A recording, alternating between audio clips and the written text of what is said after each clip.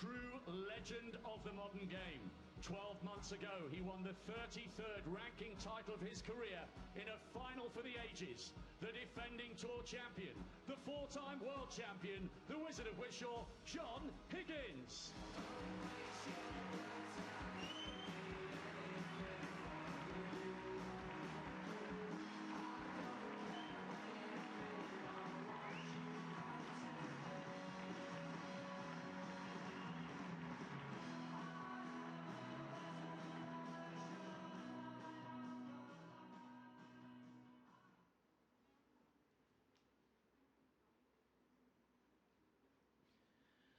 A very good afternoon, everyone. Welcome to the 5-App and welcome to the concluding session of this quarter-final in the Tour Championship.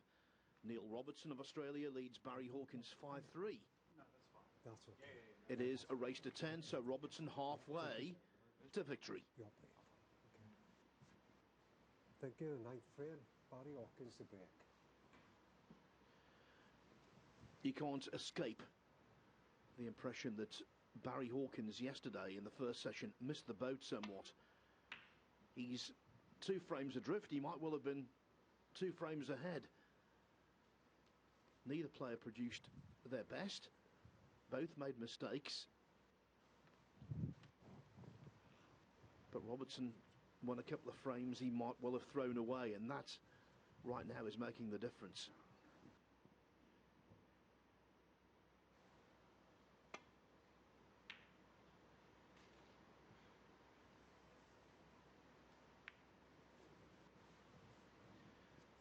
And they start this session knowing that the winner will play Judd Trump in the semi-finals tomorrow.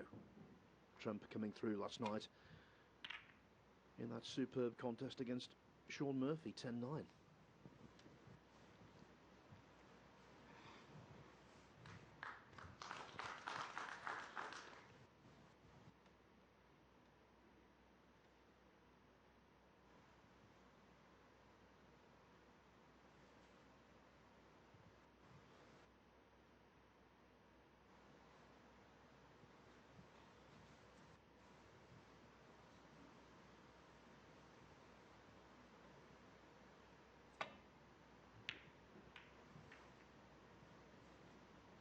That was very good. Tough enough shot as it was, especially with the amount of side he had to impart to ensure that the cue ball didn't go anywhere near the bulk of the reds.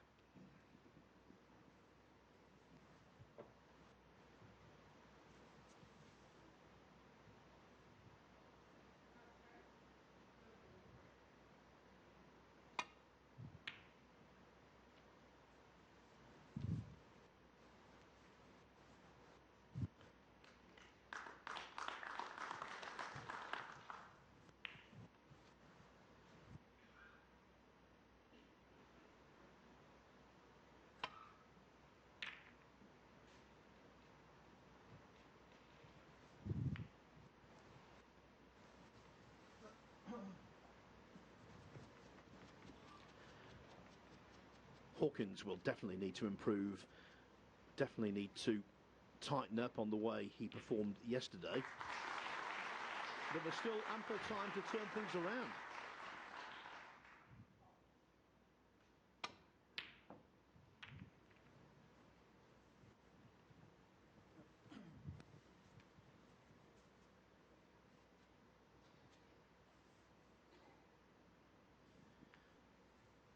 We were given a stark reminder of just how these lengthy matches can turn around in the first round when Wu Yisa played so well to lead Chris Wakelin 6-2 overnight and then imploded next day, lost 8 consecutive frames with a high break of 32. So Robertson, with all of his vast experience, will know this job is by no means complete.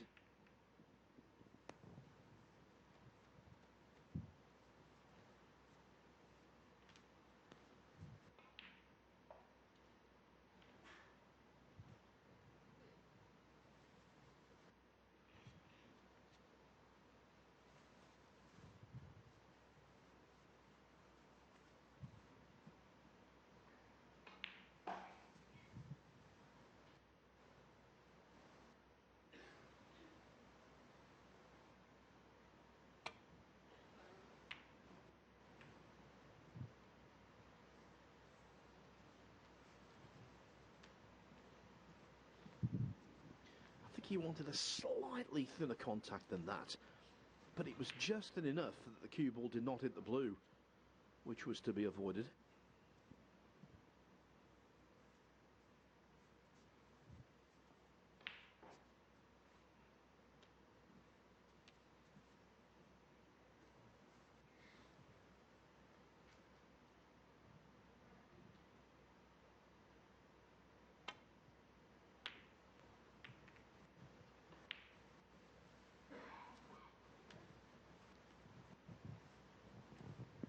It was a pretty swift first session, with the glaring exception of the first frame, which took 31 minutes.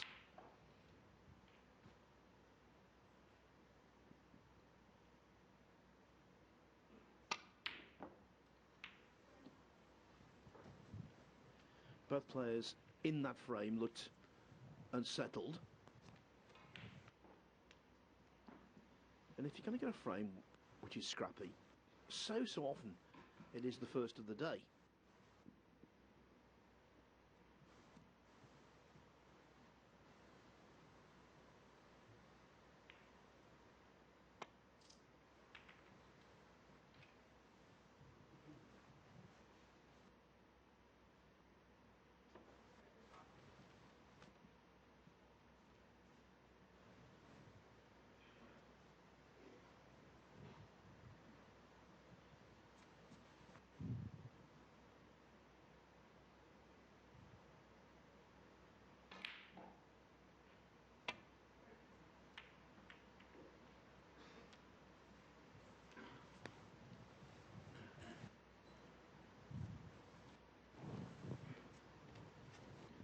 Hawkins there wanted to cut off Robertson's path to the left-hand side of the Reds as we're looking down the table.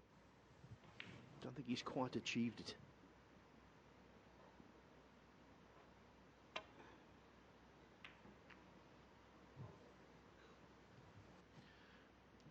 But the safety from Hawkins works anyway, because a rogue red finds its way over a pocket. Now this is a good chance. The black will pot. The red's already pre-developed. The kind of opportunity Hawkins has to swoop upon.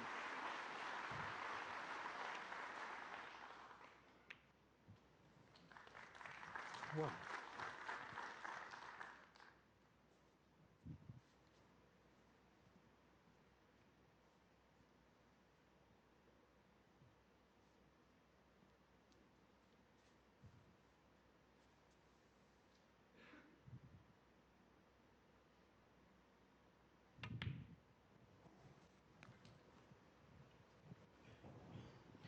Considering the scoring power of these two, it was a surprise that that first session yielded just 5 half-centuries.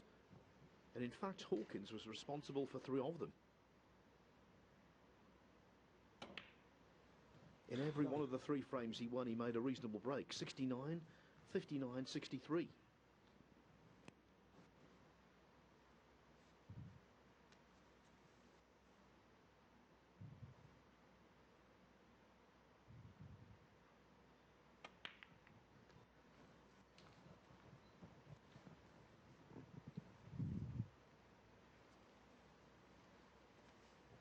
$16.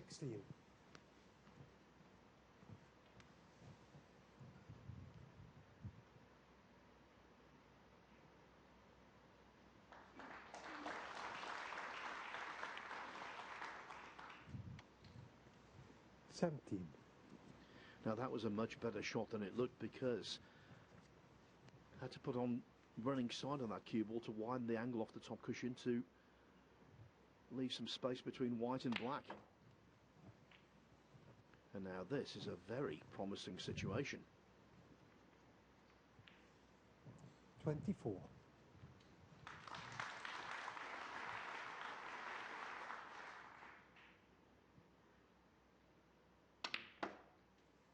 $25.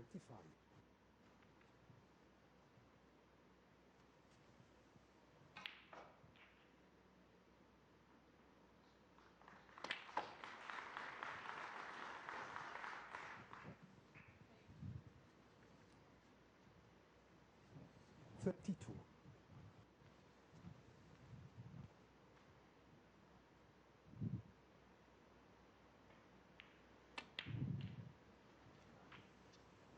33. The highest break prize in the tournament is £10,000. Currently in line for that is Judd Trump, thanks to his break of 140 now. This is an early call, but maybe Hawkins could trump that, if you pardon the pun.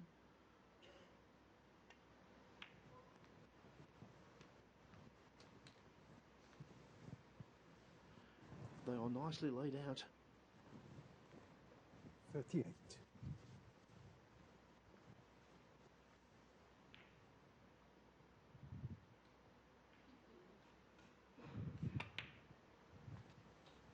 $39.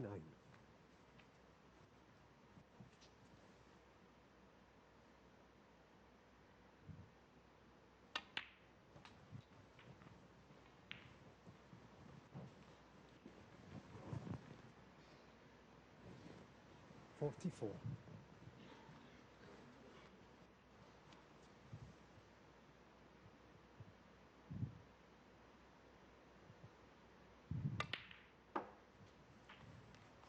45.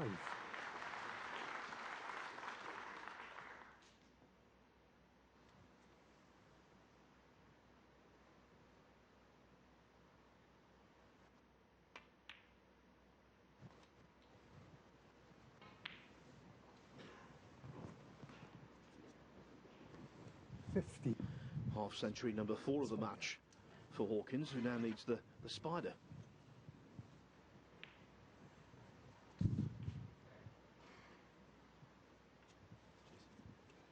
Just the conventional spider, which for a really good rest player like Hawkins shouldn't be too much of a problem.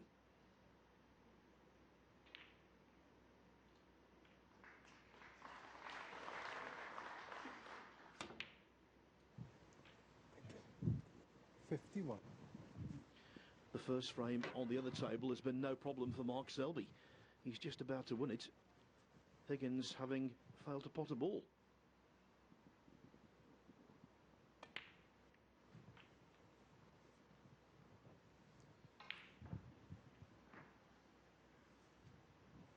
$58.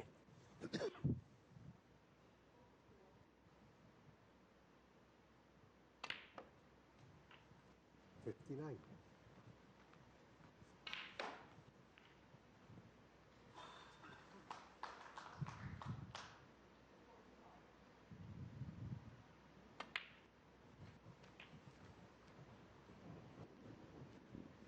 Hawkins then needs one more red and any colour. 66.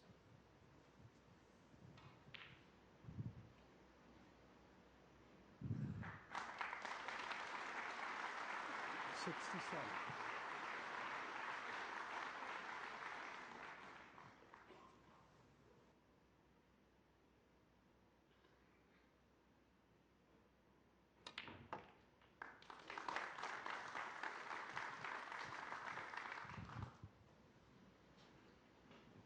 74.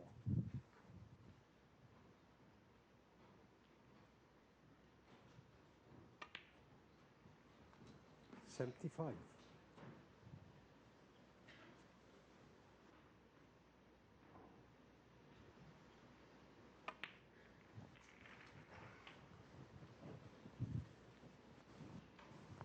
'So Hawkins now to try and challenge that high break, has to pot the last 4 reds with 4 blacks.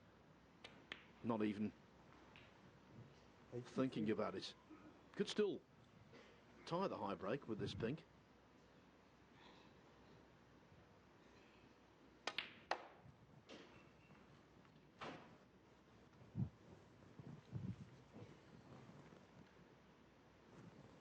$89.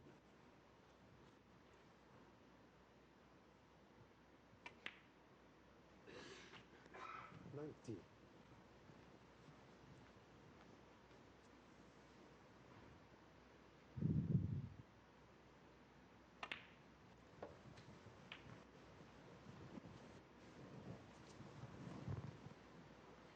Barry Hawkins is a member 97. of the 500 club, the club that's open to players who've made 500 or more century breaks in professional competition.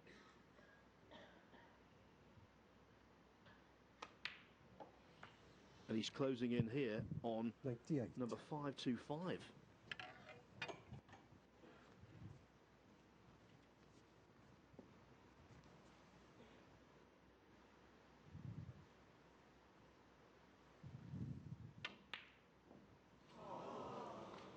What a shame, no century, but that is just the perfect start for Barry Hawkins.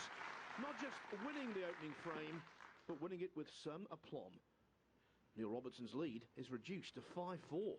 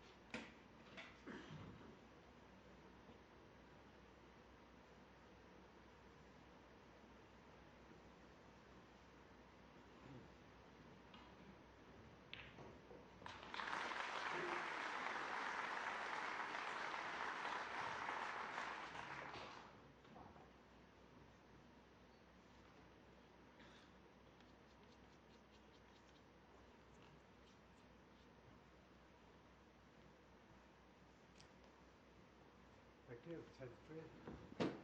Neil Robertson to break. With the highest break of the contest from either player, Barry Hawkins is now just a frame adrift as Neil Robertson breaks off in frame 10.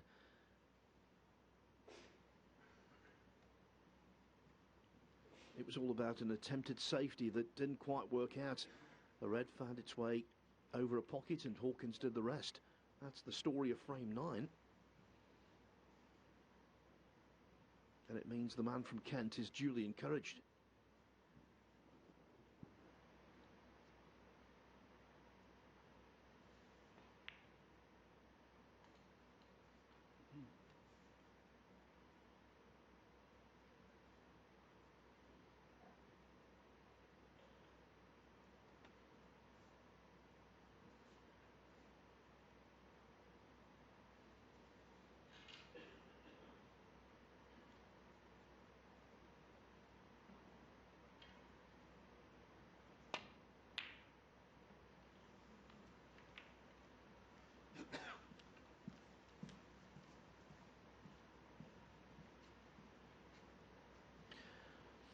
In the first frame of the day, Hawkins missed from distance but didn't leave anything.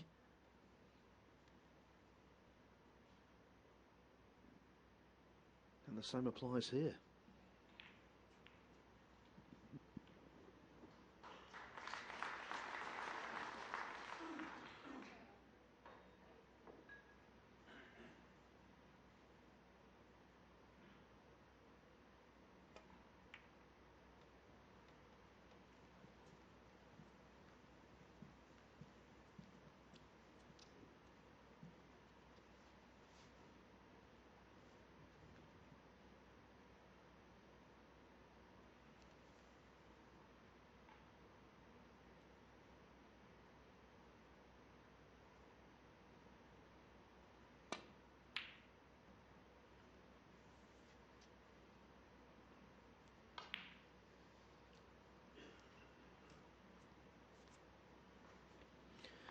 And again, in terms of leaving a pot on, no damage done, but it does give Robertson the chance to gain the tactical upper hand.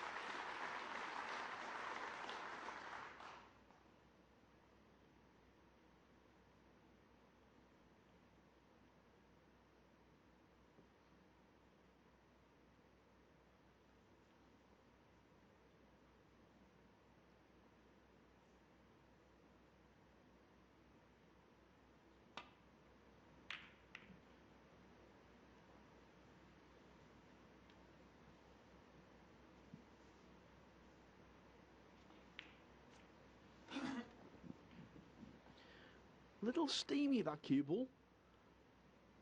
The green helping Hawkins immensely.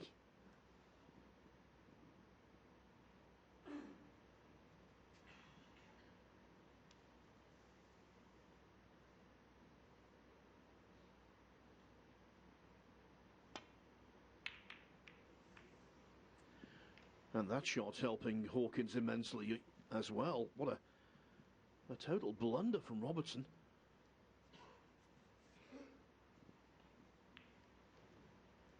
An Easter gift.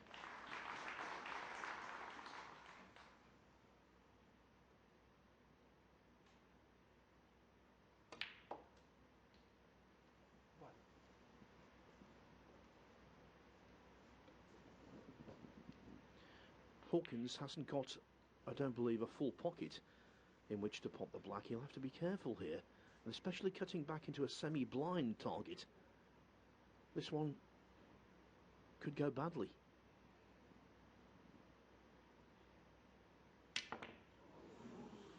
Well, I didn't expect to be going as badly as that. Yes. Barry Hawkins, right.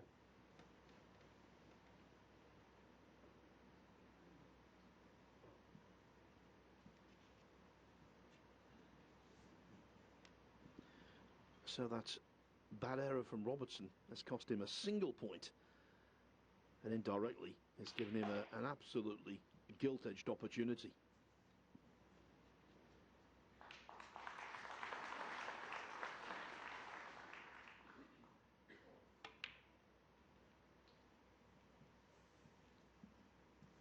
One.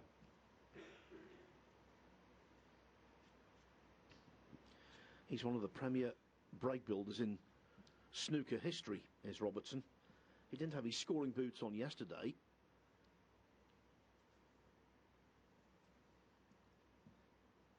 But when he gets into a situation like this, you always fancy him to make plenty.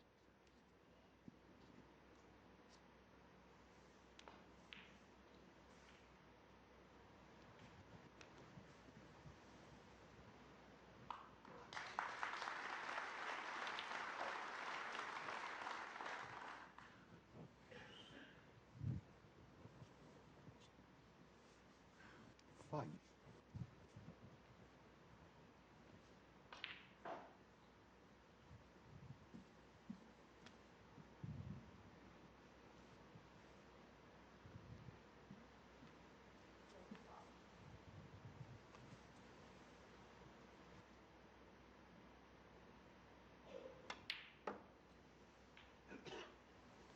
Six.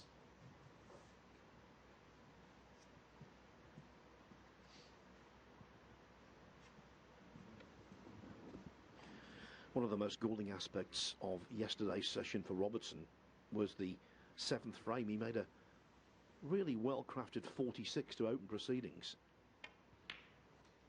He'd done all the hard work and then missed a dolly red.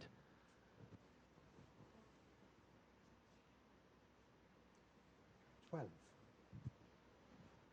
Nothing to do with difficulty, all about concentration. So he needs to keep that sharp here.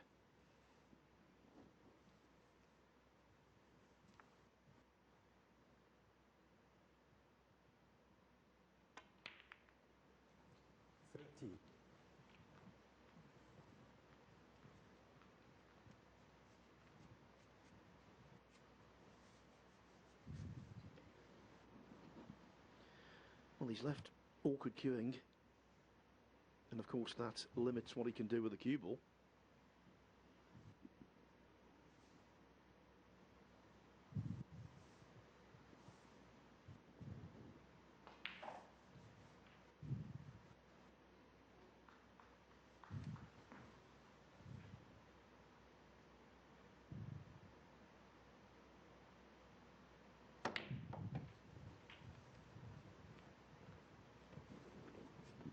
But that's all he needed to do. So this is now looking 20. very promising indeed. 21.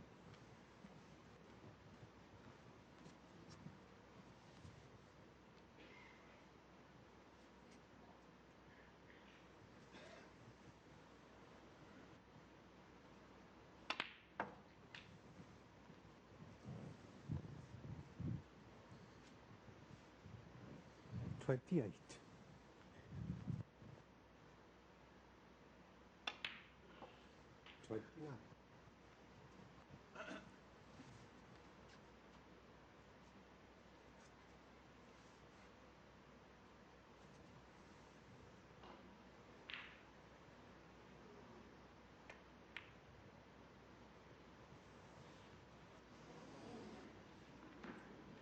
That's the pocket. That's the jaw. He missed the red into in the 7th frame I was mentioning earlier. Mistakes like that will drive a player such as Robertson to distraction.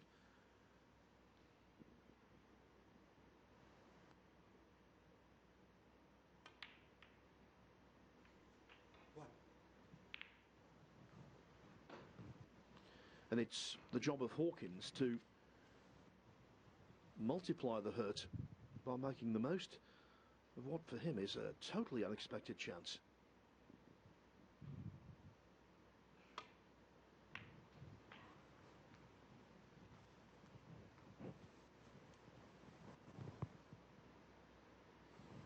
Eight.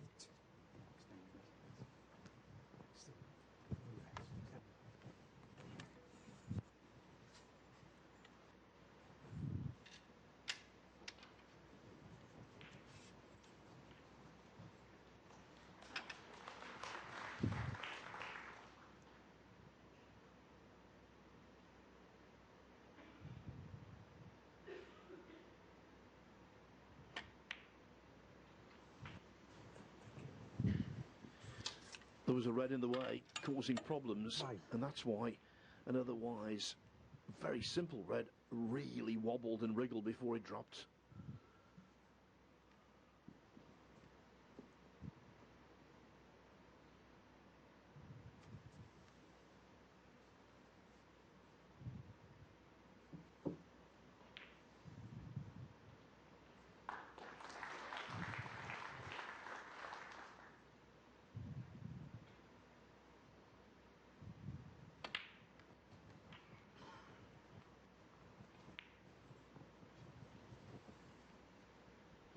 And again, 16. awkward queuing has been left. Touch your ball.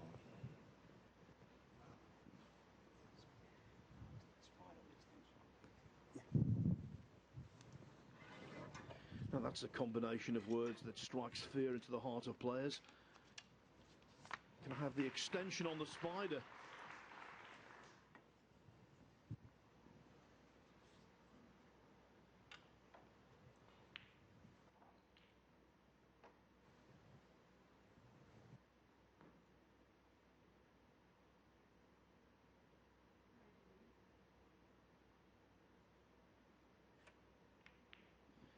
I'm not surprised he did that. When you're playing from that distance Hawkins, with the 16. spider, it is so easy to completely mistime the shot.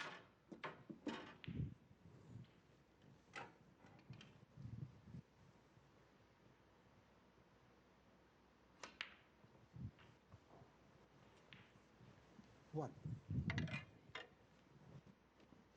Could this be like several frames yesterday when Robertson made a bad mistake or two, and ultimately it didn't cost him.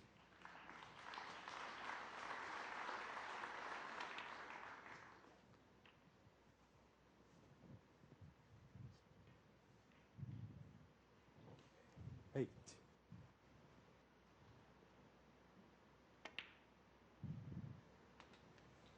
Nine.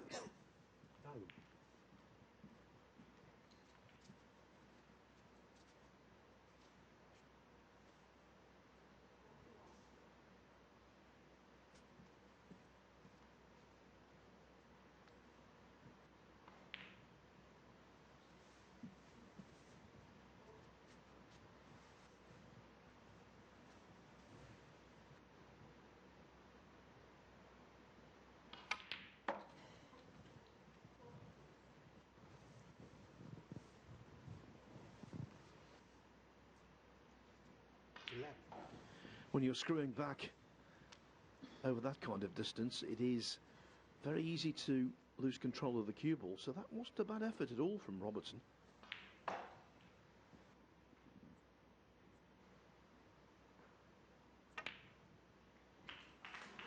That was, though, he's definitely struggling. He was yesterday. Even though he led, he was struggling.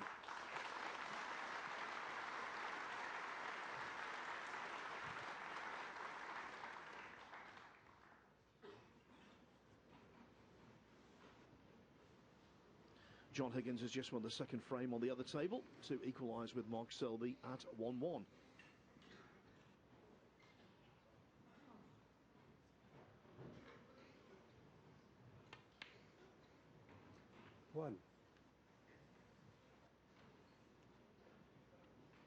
If you've watched every ball of this match, I think you'll agree, Robertson, even though he's still in front, and he's in front in this frame, you have to say he's vulnerable. He's missing far more balls than is normally the case.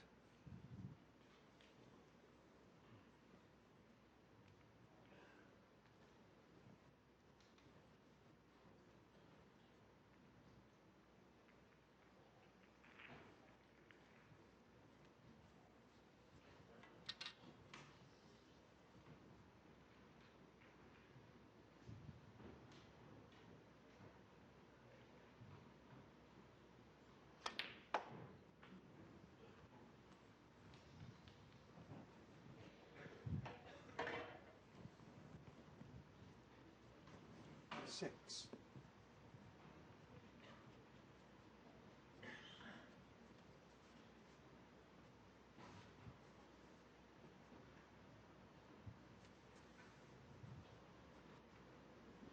Always a big shot, this kind of red. And really, it was never there, was it? Caught the top cushion well before the pocket.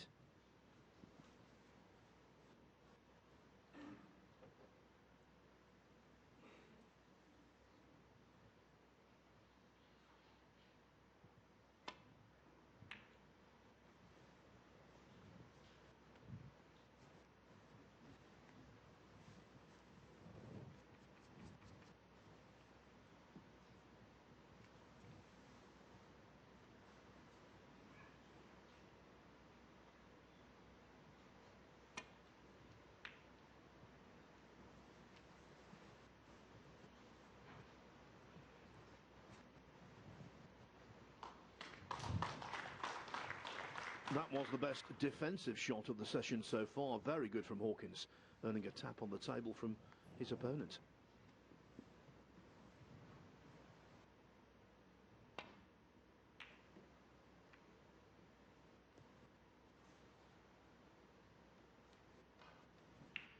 And the Hawkins safety has got the desired result. Okay, it's at lengthy range, but if he knocks this red in and obtains position, suddenly becomes a red-hot favourite to be back on level terms.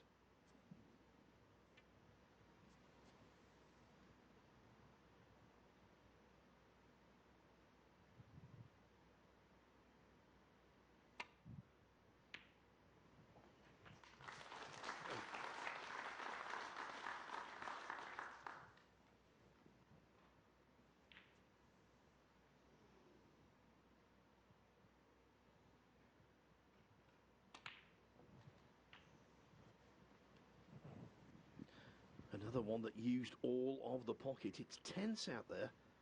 8. You get the impression that neither player is flush with confidence.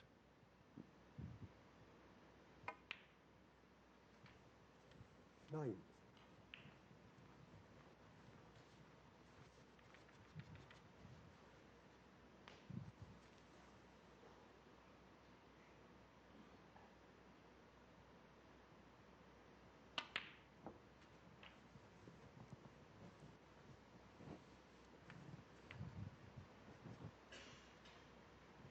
$16.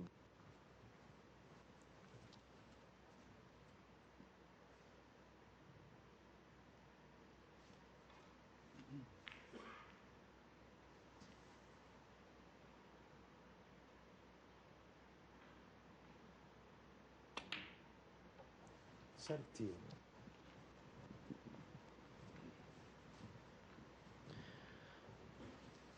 Robertson could rationalise losing the first frame of the day.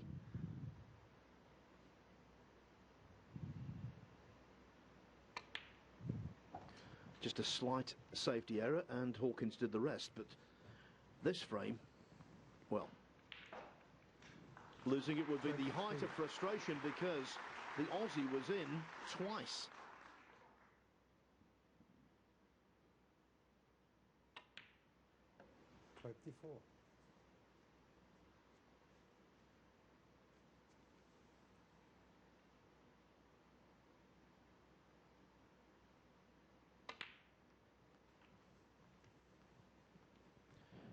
Hawkins arrives on the colours 14 points ahead, so yellow, green and brown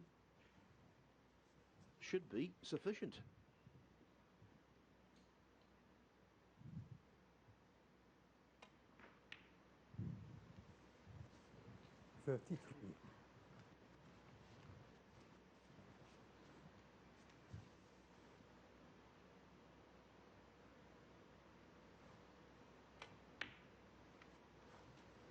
$36.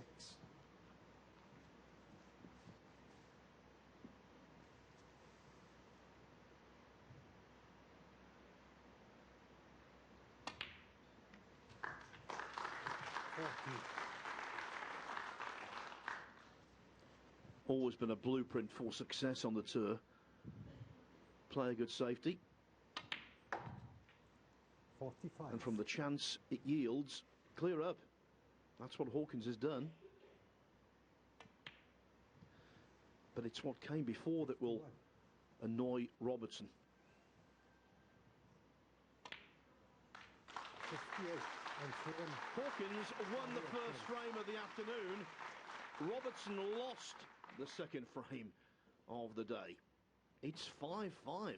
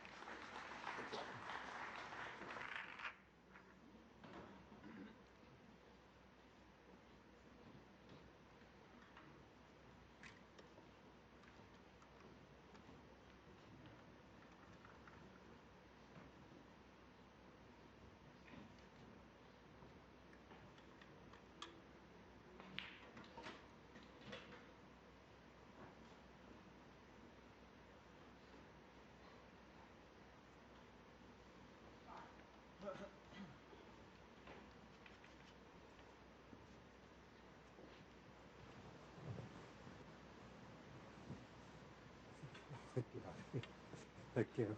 11th frame, Barry Hawkins to break.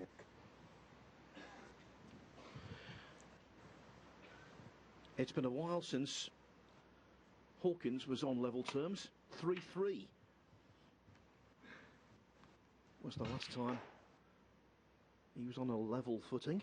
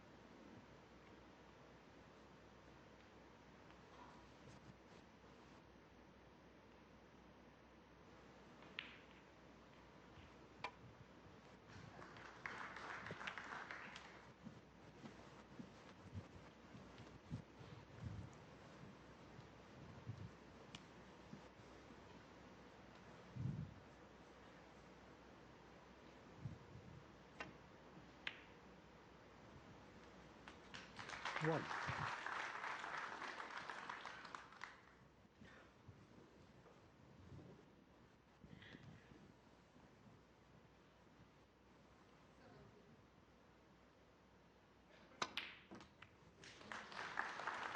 No, I like that.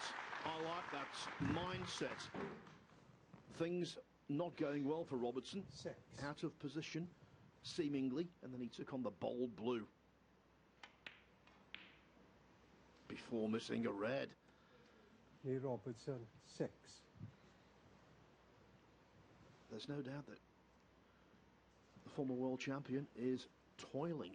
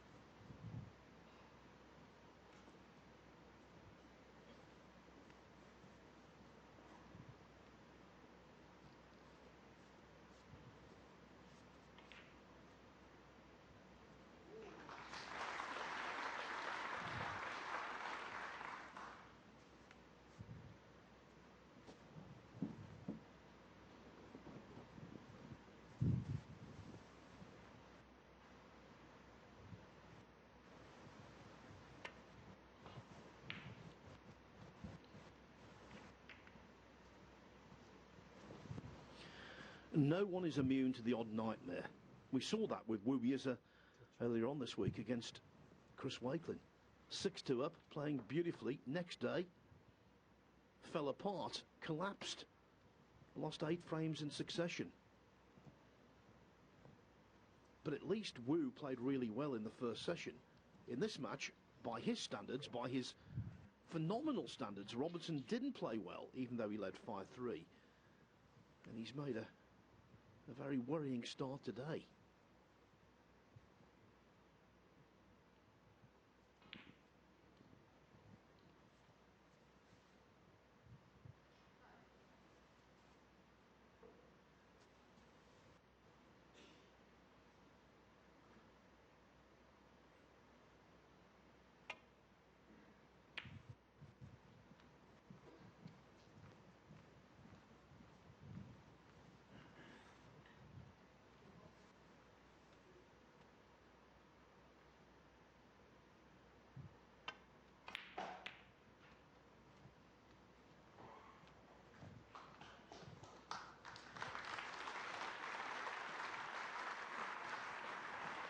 From Robertson's expression, yeah, there's confirmation. Hawkins has the gap, the red goes to middle.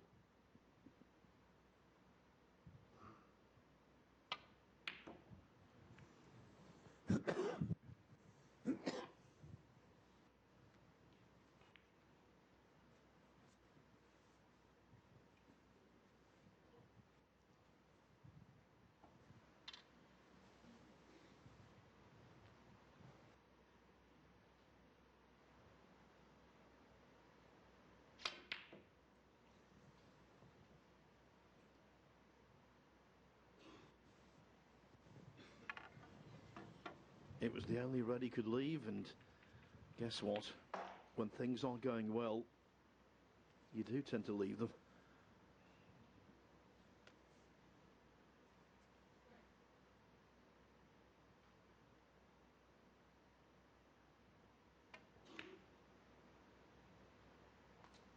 One.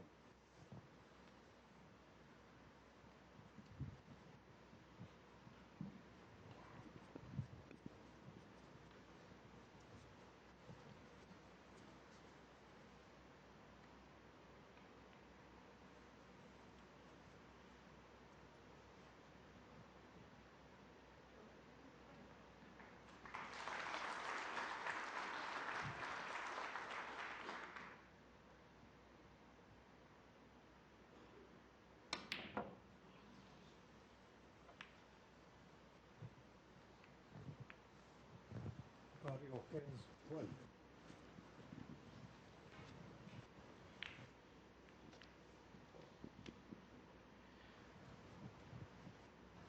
Get the feeling with the way these two are performing, it could be a really dramatic slugfest right at the end.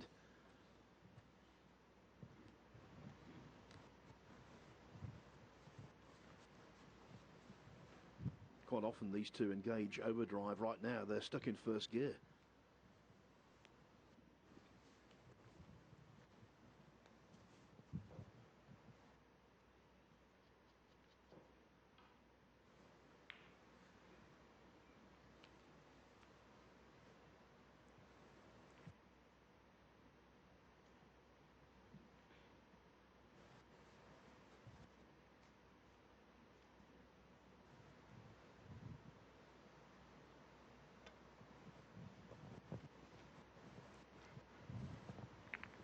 Foul and a miss. 6, Barry Hawkins. The back. We need this, Ben. Ben. Needed that. Being called in for his advice as to where the balls were. Ben Williams, our marker for this one.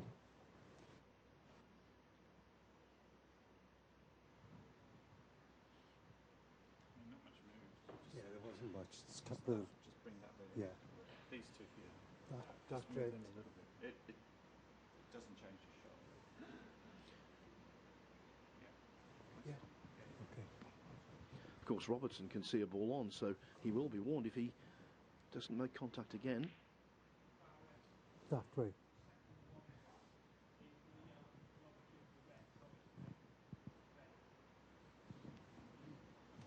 There. You're happy with the reds, Yeah. yeah, he's happy with the reds. It's the white now.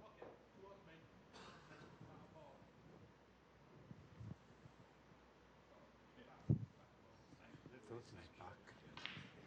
Always wondered about this. It's a very open arena, no partition between the two tables. And obviously the referee is having to communicate with the marker who's talking loudly. Robertson's chatting, and yet there's another match going on the other table. Yeah.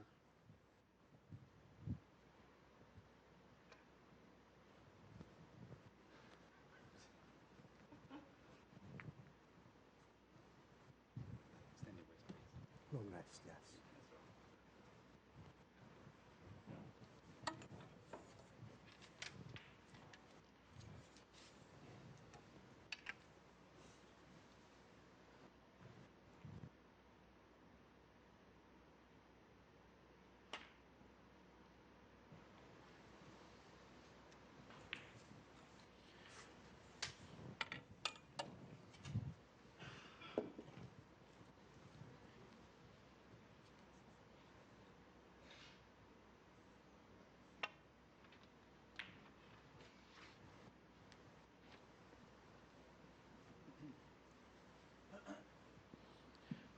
Robertson has played some simply scintillating snooker against Hawkins over the years. What about the time he made 4 centuries in winning the final of the Players' Championship in 2022, prevailing 10-5.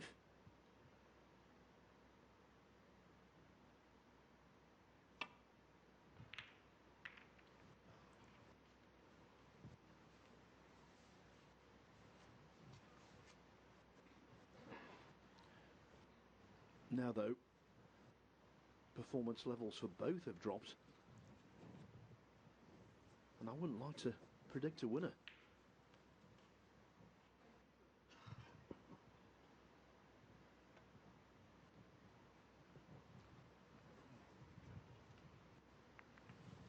Foul and a miss. Oh my God, said 6. Neil Robertson as the cue ball drifted, he thinks, into the pink.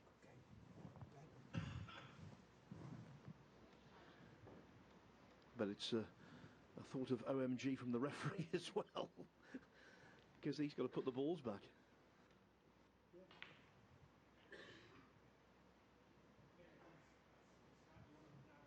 The pink. Which colour?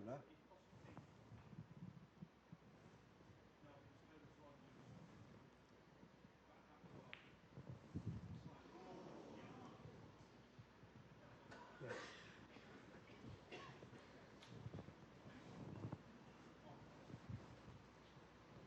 Over there.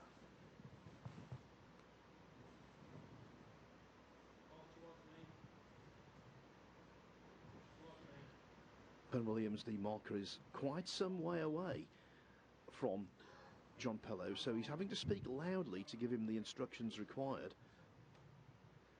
Yes? Okay. Okay. Thank you.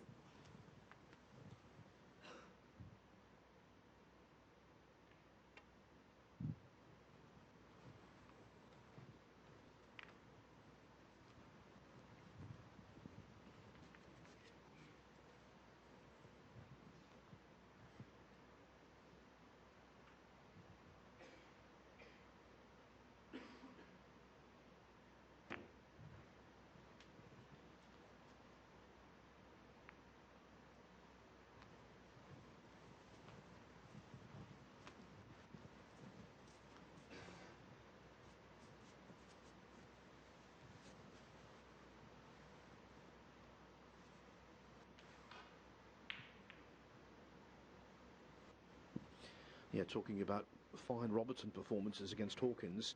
10-4 final of the Masters 4 years ago.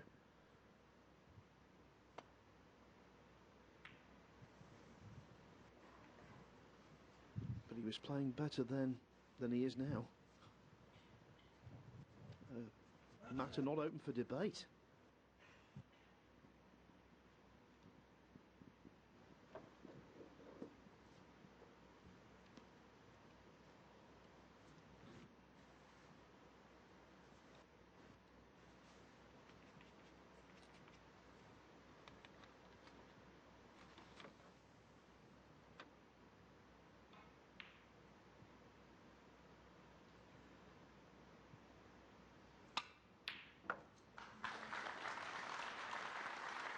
One. That was struck with great authority. Really sweet strike.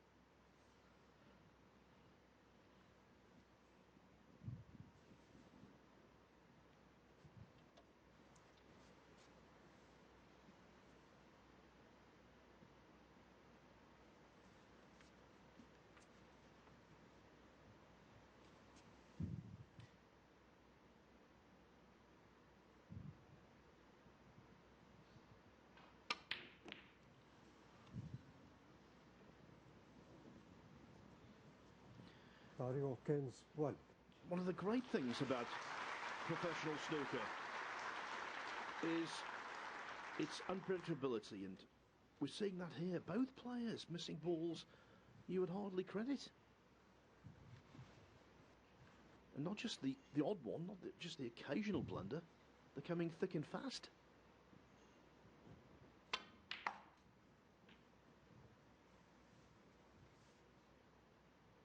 One.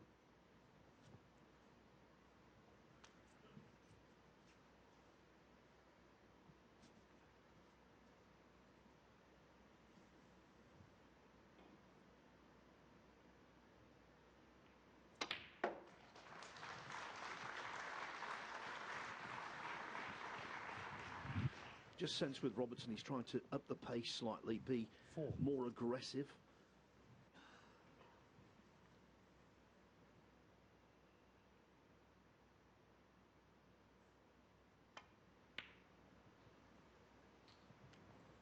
Five.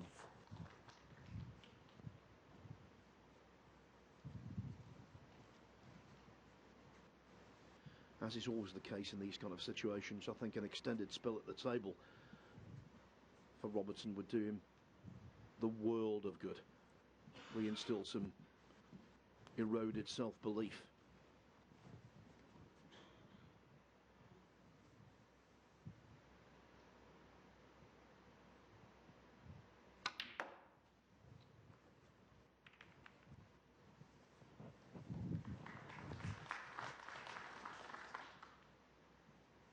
Eight.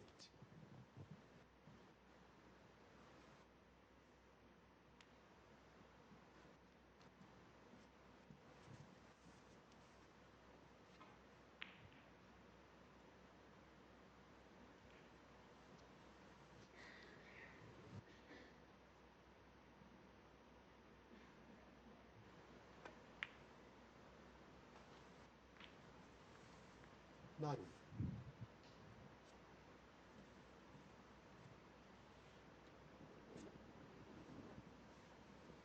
One of the reasons why the top players adore these lengthy matches is that you can have a bad spell and recover from it. 11. If it's a best of 7 or a best of 9 and you start to struggle, then there might not be time to make amends.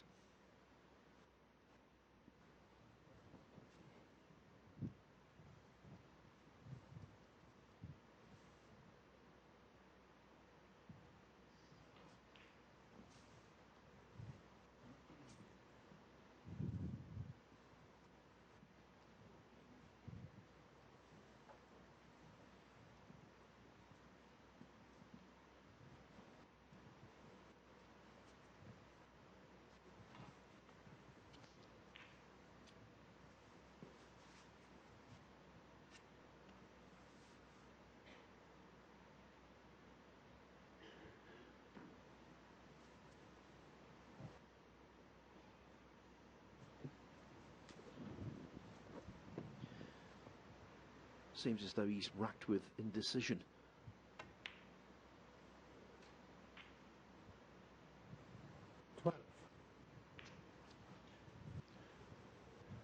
He can't believe where that cue ball has stopped. He cannot believe it's anywhere but there.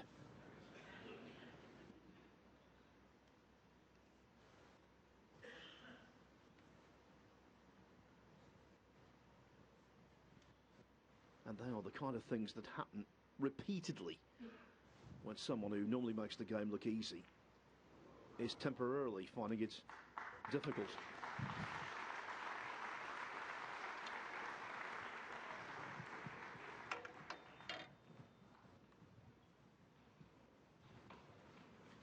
Quicker pace of play on the other table. John Higgins now 2-1 up on Mark Selby. Robertson, 12. Quiet, please. Settle down, please. Robertson very, very angry. Swiped his cue through the air there after that very sloppy safety shot. Lots of movement on the other table because, of course, a frame had just ended. Yeah, he's not a happy camper, and you can understand why.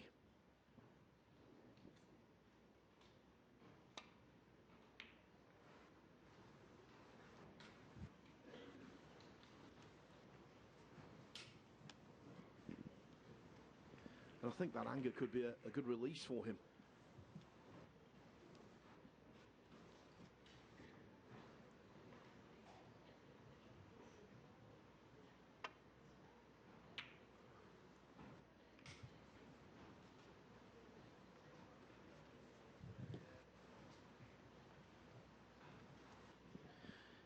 In all departments, though, all at sea.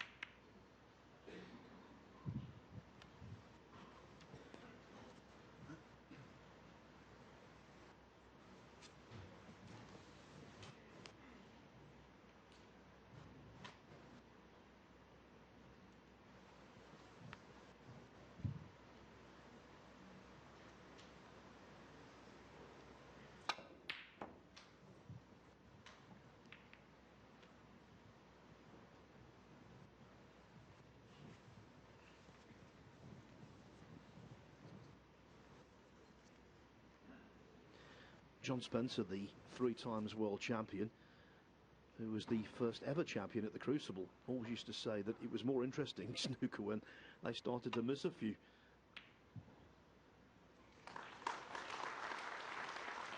Well, I know what he means, but maybe not this amount.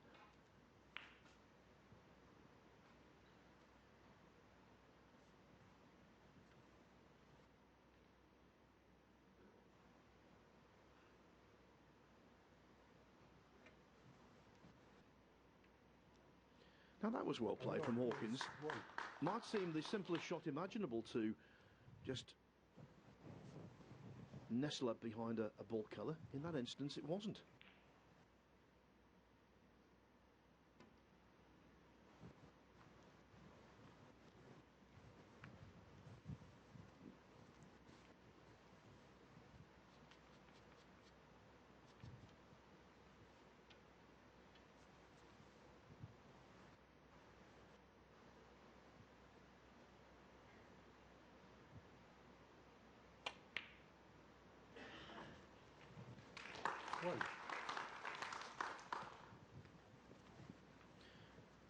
Could it be 3 frames in succession for the Hawk?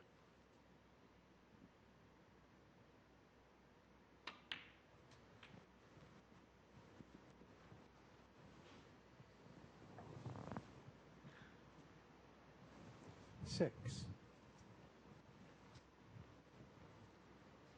And bear in mind, if Hawkins does win this frame, he will be in front in the match for the very first time.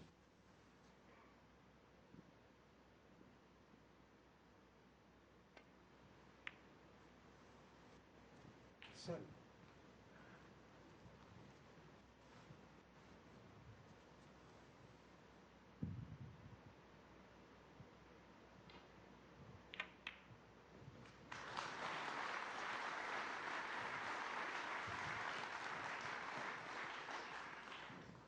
Twelve.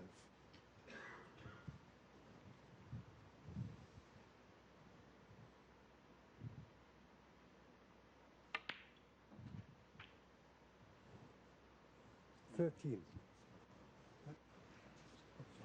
Stay the dress. You're all right.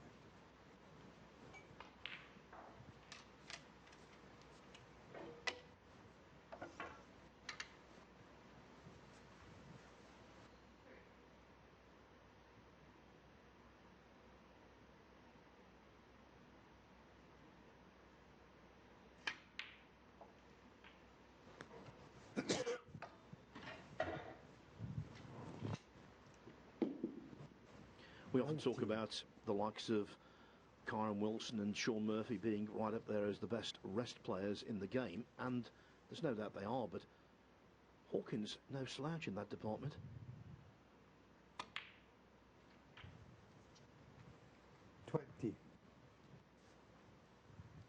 I'm not saying he's full of the joys of spring, but of the 2 players here, at this precise moment, he looks the most likely winner. 25.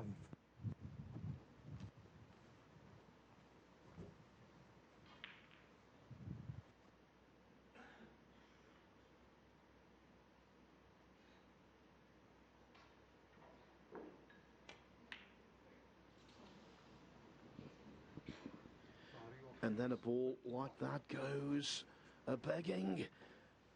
What an extraordinary contest between 2 excellent players who today have not played excellent snooker.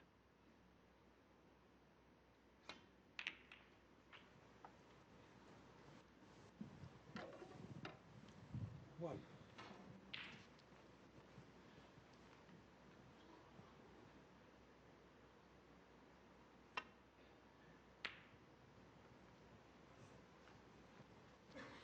Well, trailing by 23, Me, Robertson, 1. getting the green into open play definitely was a smart move, but not leaving a red.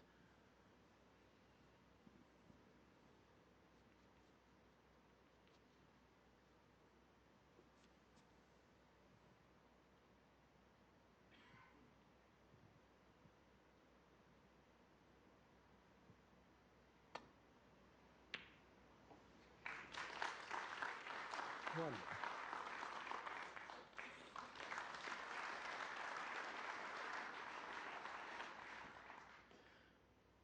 Floating in the blue. And now this is frame ball red for Hawkins. Yes. Had he left the cue ball closer to the side cushion, that would have been quite nicely placed for a left-hander, but now he needs the extended rest again. his skills with this implement again tested.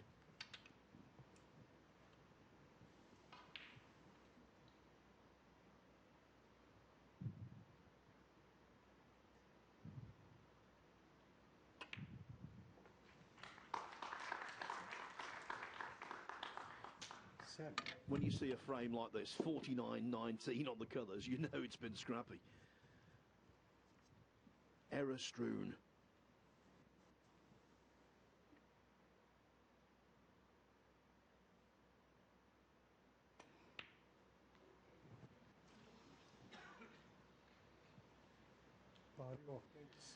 And just a glimmer of light for Robertson. He only needs one snooker. Hawkins could come to regret that miss pink.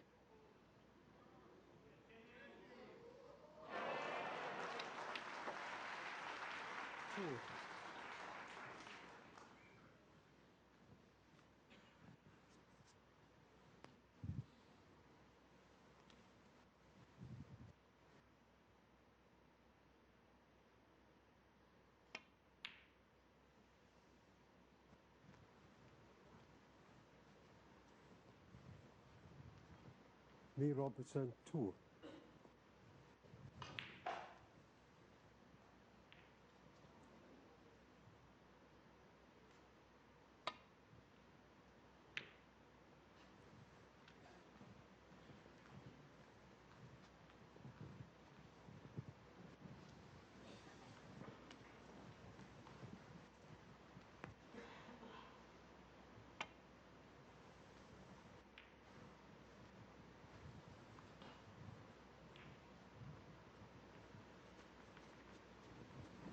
So easy to psychologically drop your guard when you pot frame ball. Even with 28 seasons of professional experience, as is the case with Hawkins. But at this level on the tour, it's not about potting frame ball. To make absolutely sure, you need frame ball plus 2 or even 3.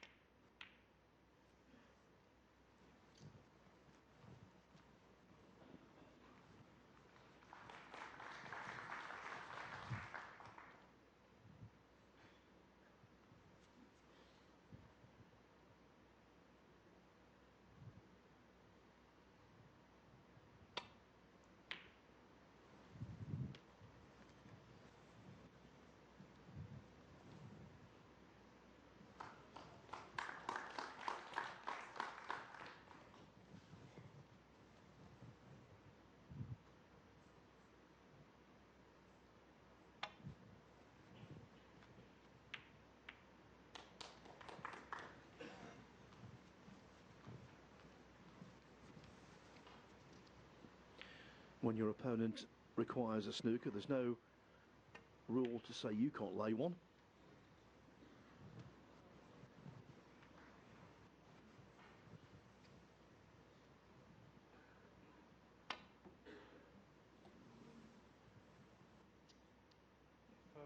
Four. Frame conceded. 2 snookers needed. Neil Robertson discombobulated, dejected with the way he's playing, and now disappointed, worried to be 6-5 behind. Robertson falls adrift for the first time in the match.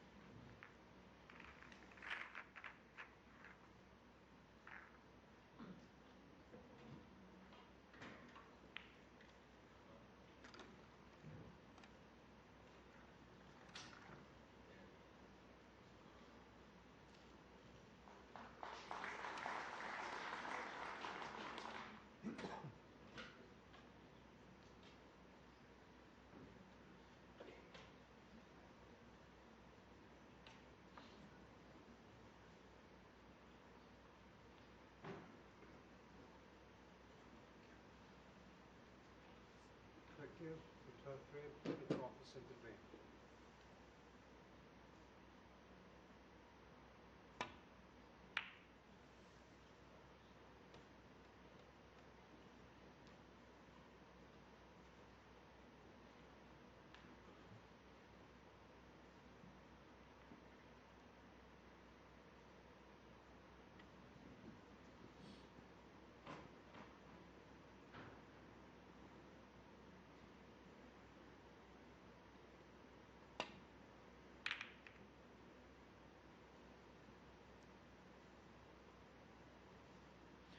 Snooker's leading exponents are so good, they set such high standards that when they have a bad day at the office,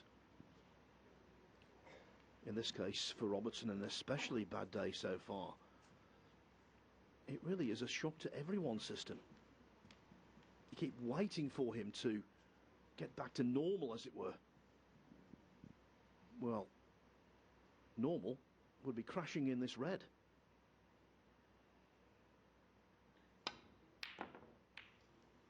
But it's just not working, not happening. When you think, if Robertson wins this match, he'll take his prize money for the season over £900,000. It's been a good campaign. Of course, the highlight winning £500,000 and beating Ronnie O'Sullivan in the Saudi Arabia Masters final 10-9. Semi-finalist at the Champion of Champions, runner-up in the Riyadh Season Championship, the Golden Ball event, semi-finalist at the UK Championship, the same at the German Masters.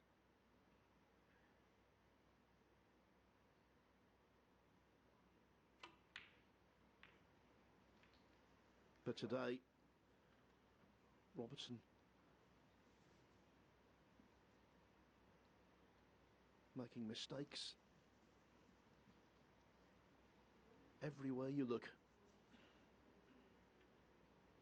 and clearly susceptible to defeat.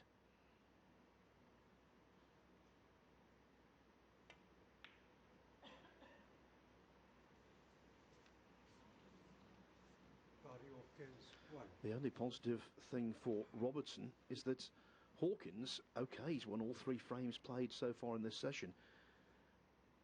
He's not exactly setting the world alight either.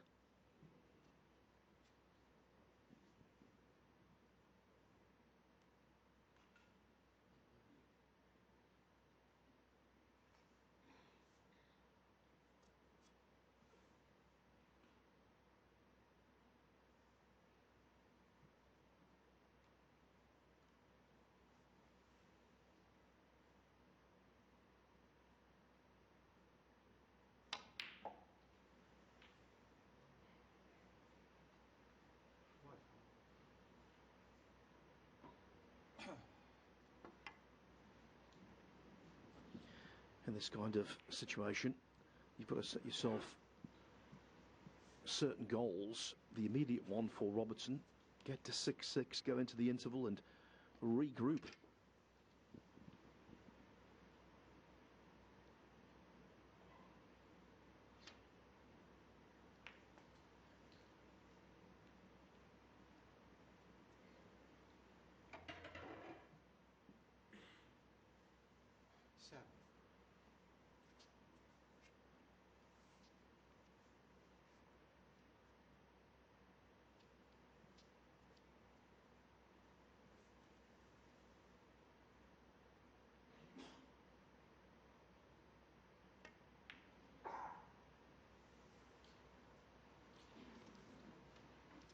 Robertson 7.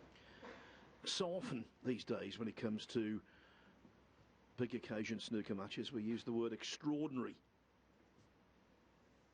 I think this match, certainly this afternoon, has been extraordinary for a very different reason. The amount of mistakes committed.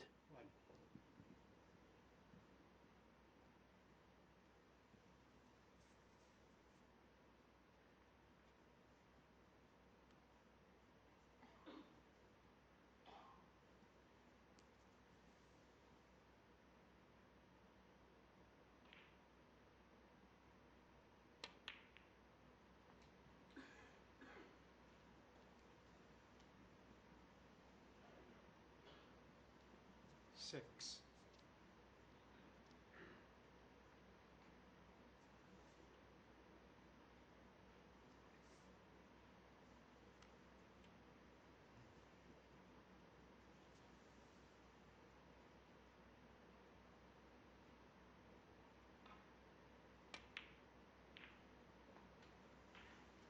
Seven.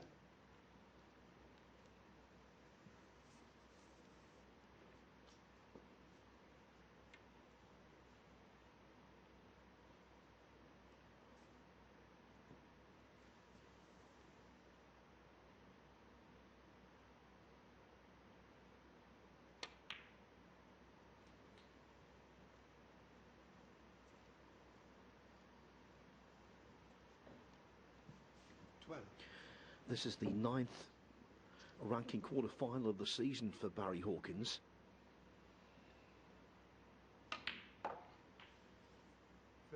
He's lost 3 of the previous 4. His only success at this stage in a ranking quarter-final of 2025-26.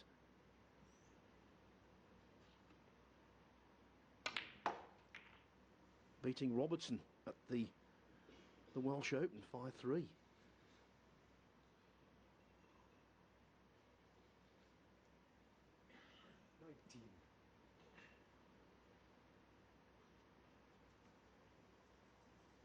But what goes hand in hand when you have a session full of mistakes? The snooker gods turn their back on both players and the balls tend to run awkwardly.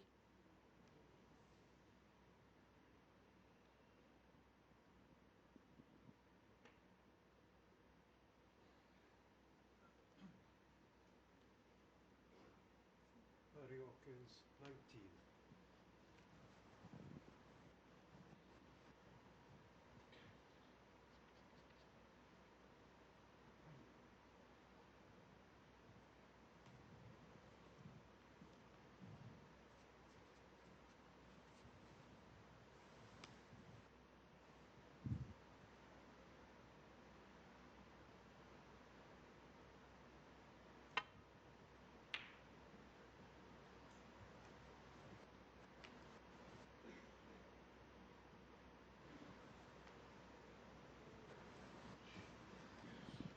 Game of fractions. So close to the in-off, which with the red past the blue line could have been really expensive.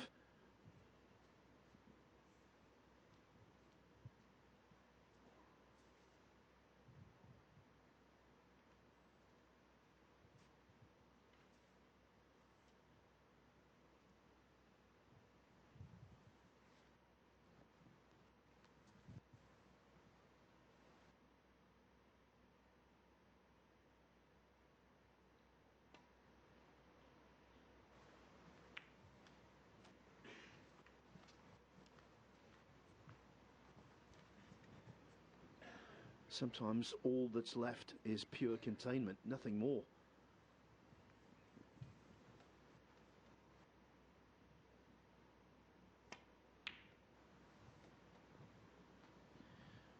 But the issue with containment is that more often than not, you're then going to be in trouble the next shot.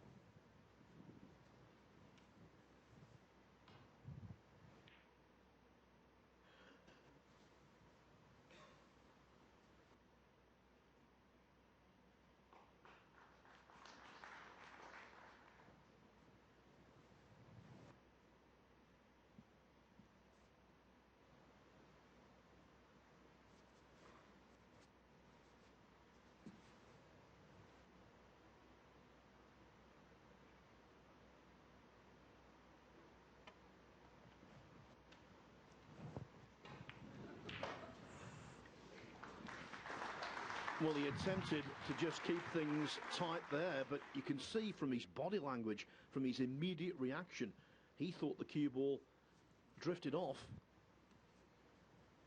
And he's just knocked on a red for Robertson. Mind you, the way he's feeling, this is not a gimme.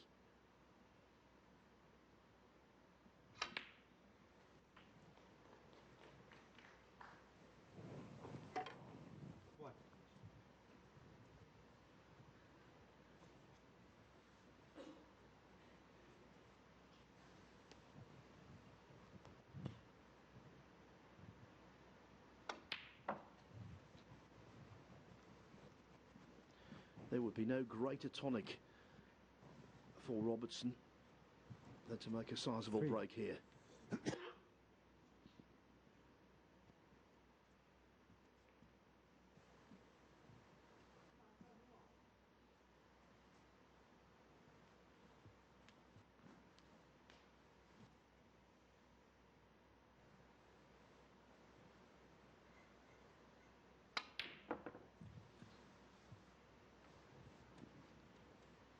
Neil Robertson, 3. 3 is not sizable.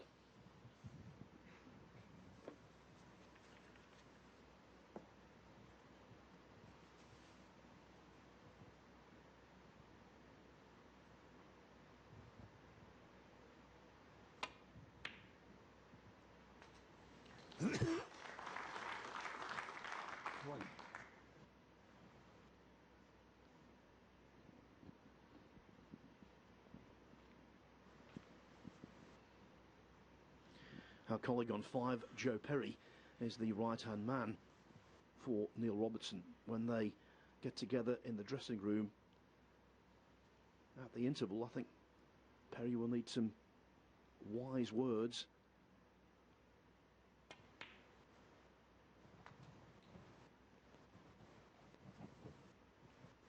Because at the moment, Robertson, 5. to me, seems as though he's heading for defeat.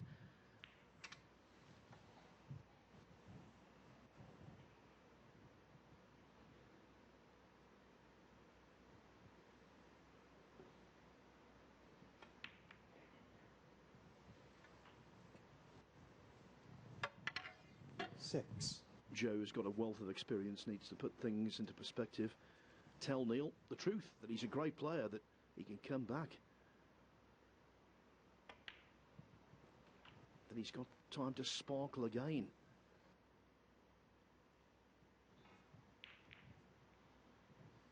$13. Right now, though, it is struggle. And then struggle some more. 14.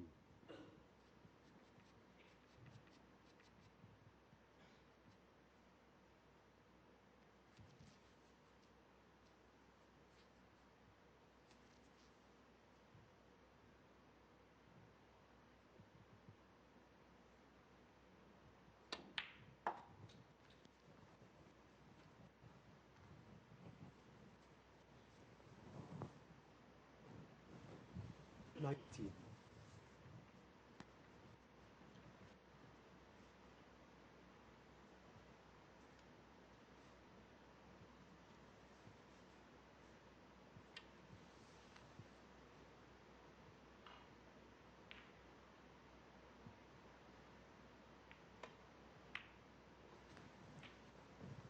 $20.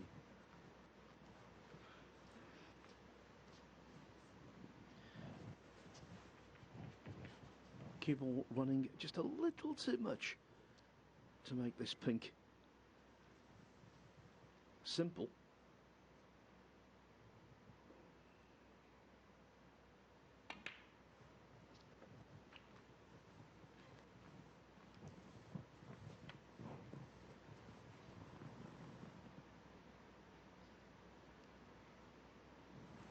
$26.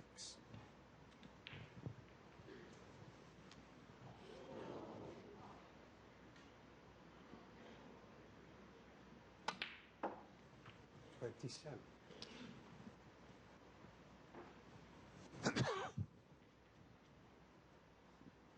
Hawkins made a really good start to the afternoon. A 98 break, superbly compiled.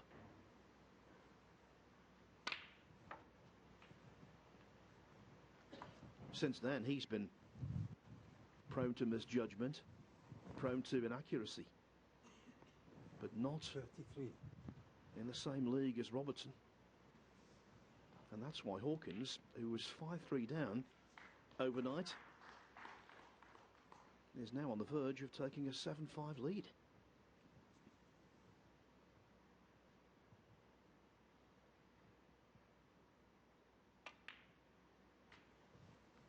$34.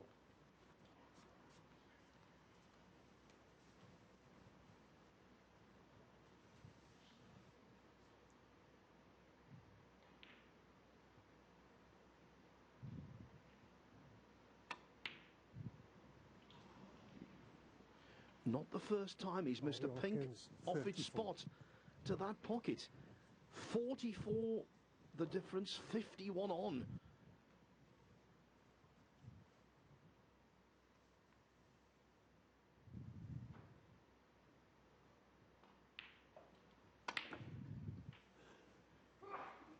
One. Robertson tried so hard there to kiss the red that's closest to the black and free the black, as it were.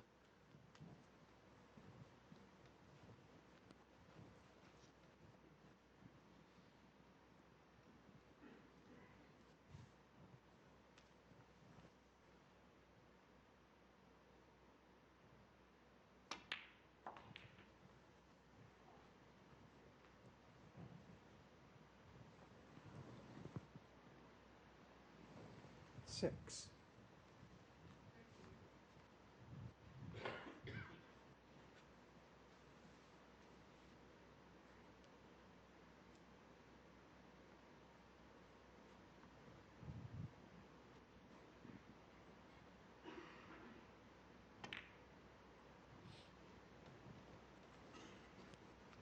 So the frame's still very much alive. Six. If Robertson could possibly pinch this, it would make the world of difference psychologically.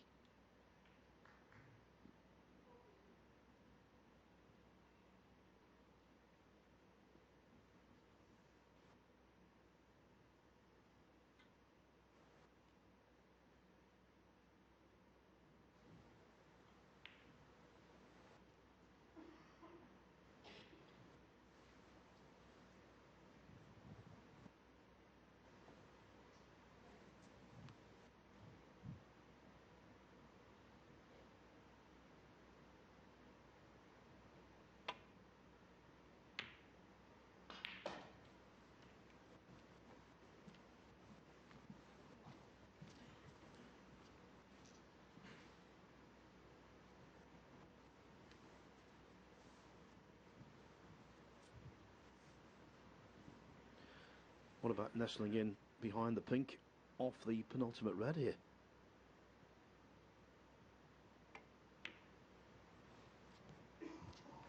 It was a big target, that.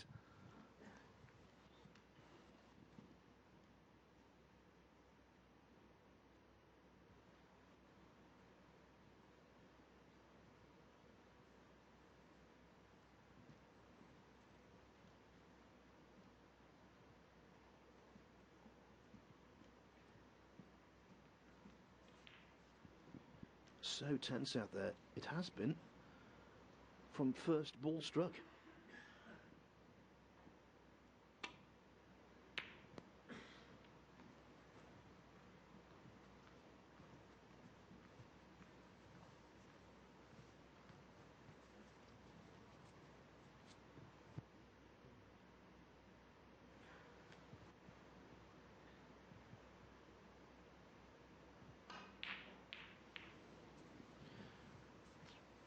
One thing for Hawkins to bear in mind here, Robertson 38 behind. So if he pots, assuming he gets a chance, the last two reds with blues, he could then clear the colours and win by a single point, which would really help because he could then go down on the pink, just roll that in and be guaranteed to be on the black.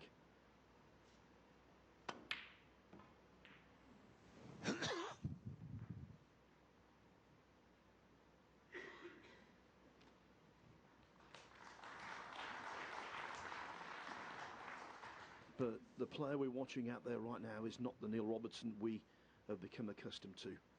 The former world champion, the 26th-time winner of world ranking events, the twice tour champion.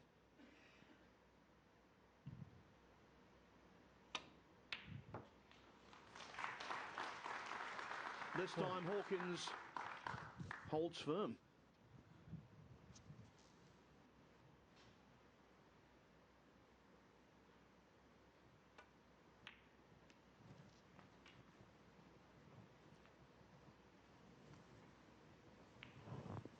Just checking the scoreboard, it makes pleasant reading 44 in front, 35 on, so 3 snookers needed.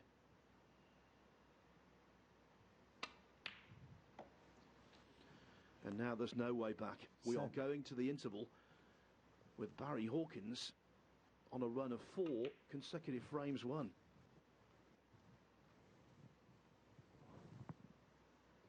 $12.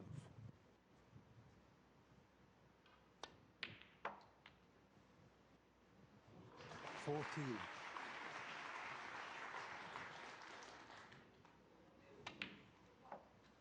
18. It was a miserable mini session for Neil Robertson.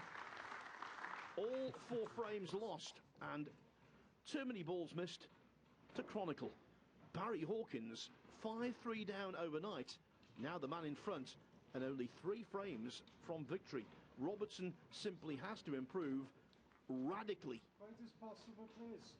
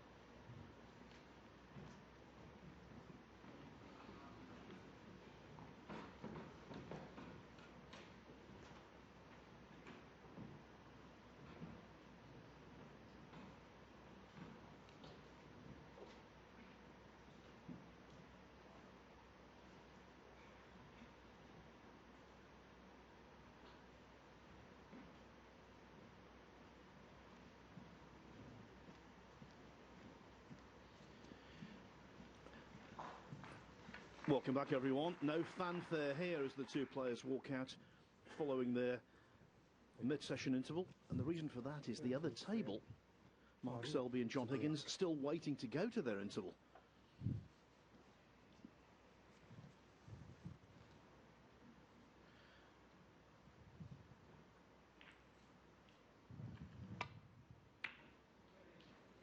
Frame 13 begins with Barry Hawkins in the ascendancy. He must be absolutely overjoyed with the scoreline. 5-3 down. Suddenly 7-4 ahead. Hasn't lost a frame yet today. But he will not be overjoyed with the way he's played. He's been okay. Certainly in the first frame today, a break of 98 was outstanding. Can you make sure the phone's off completely, please? Thank you. But the current position has been more down to the fact that Neil Robertson has missed so many more balls than he normally does, and even his safety play has not been up to muster.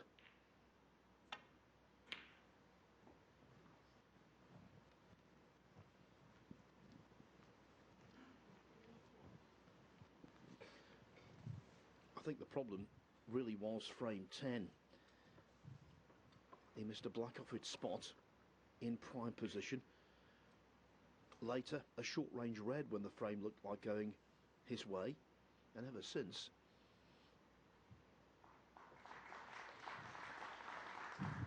he's been finding any kind of fluency and rhythm elusive.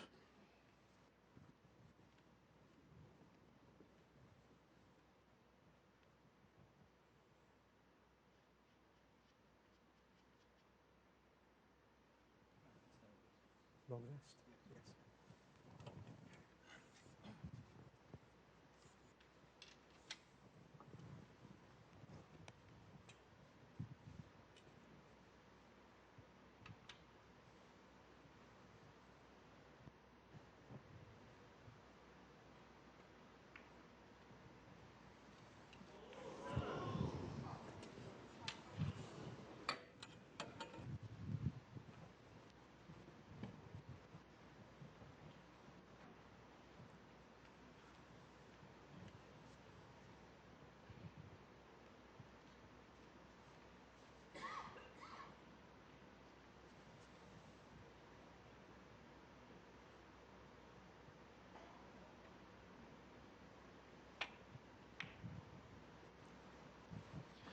So often in single session matches we see intervals change things around. It gives a player who's struggling the opportunity to clear their mind. Will that be the case with Robertson? Well, that's more encouraging. That's more like it. One. The other thing you have to say is that, yes, he's not played well, but he's not had much positional luck either. I suppose the two things go hand in hand.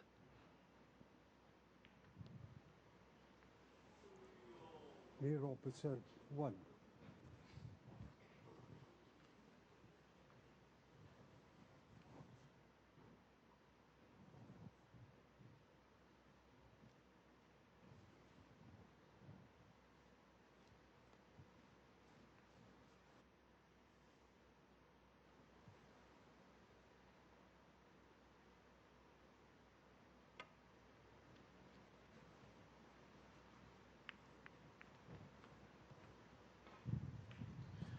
The last thing Hawkins wanted to do was turn that red over. And Robertson at the table like a greyhound.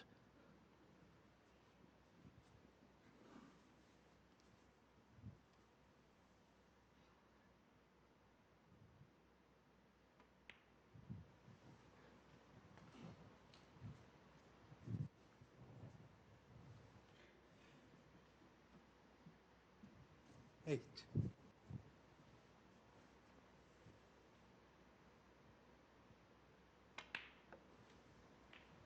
9.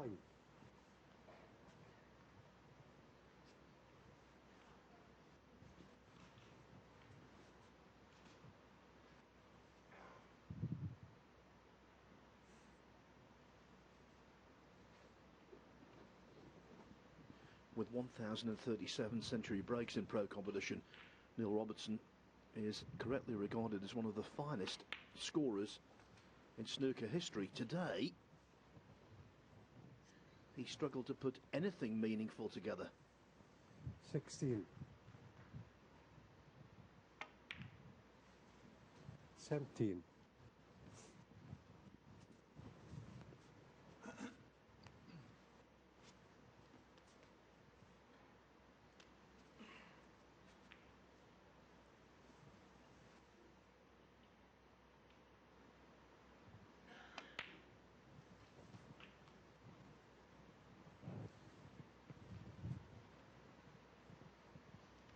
24.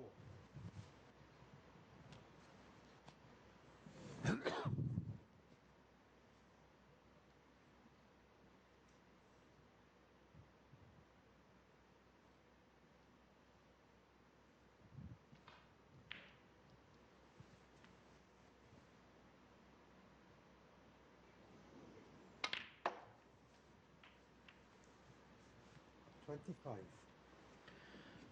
Very nicely done, although he would have loved more angle on this black. There is some, but not a great amount.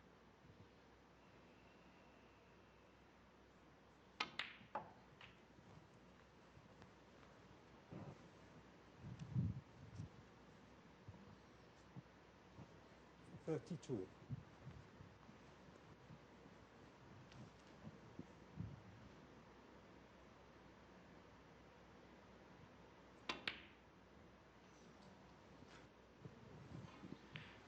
Another miss, symptomatic of the way the session has been going. He wasn't at his best yesterday by any means, but he didn't miss as many balls in that session as he has in this.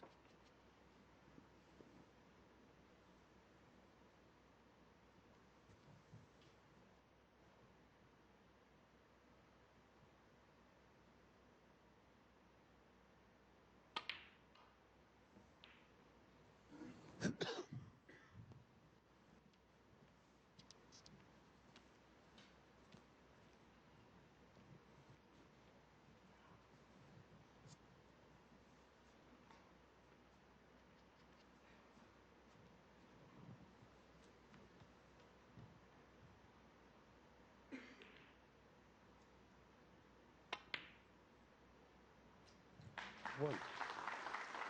When your confidence is low, that's the kind of pot you love to knock in. Makes you feel so much better. Very good from Robertson.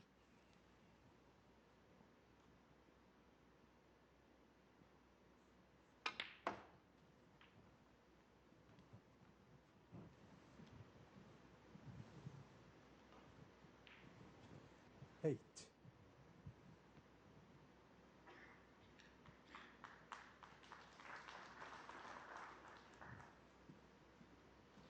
There aren't many good things about losing your touch at the highest level of professional snooker.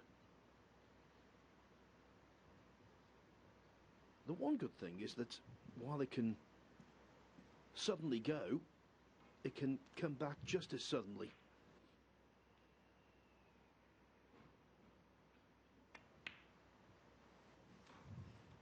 Nine. And there's no doubt that Robertson has the temperament, the talent and the class to turn things around in his favour again.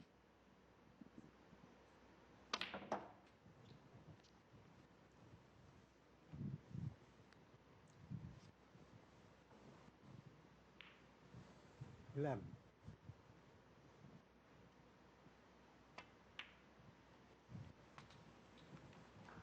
12.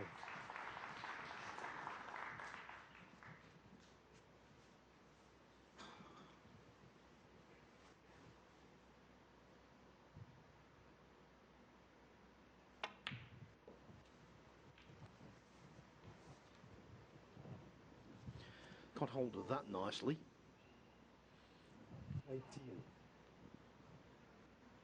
Well, I'm loath to say this because he's made so many errors, but right now you have to believe from here Robertson should secure his first frame of the day.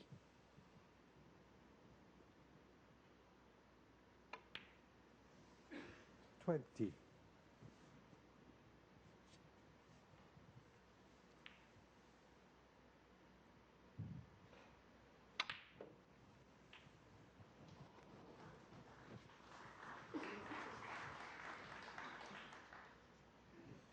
$27.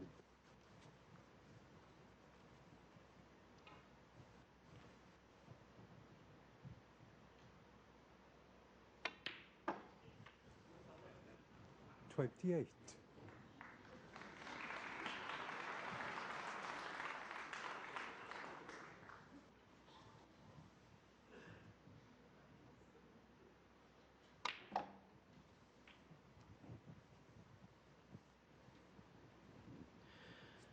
Well, that was frame ball. This will be the guarantee.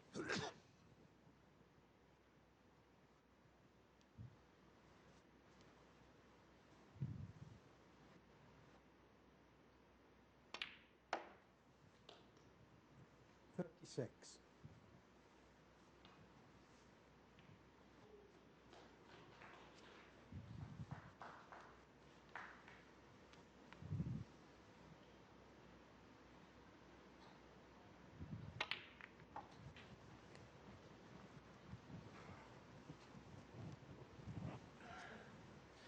That old cliche. Intervals change matches.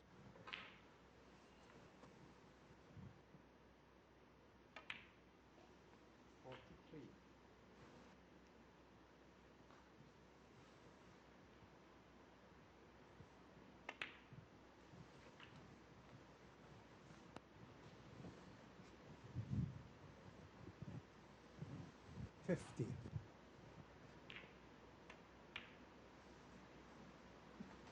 $51.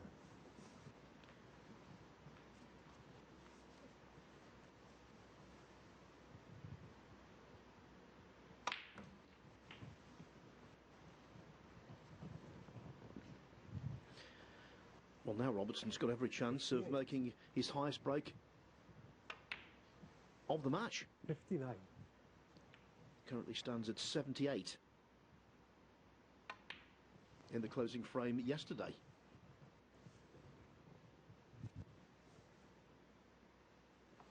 $65.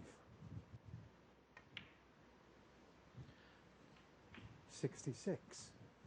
And of course, there's enough on to make a century.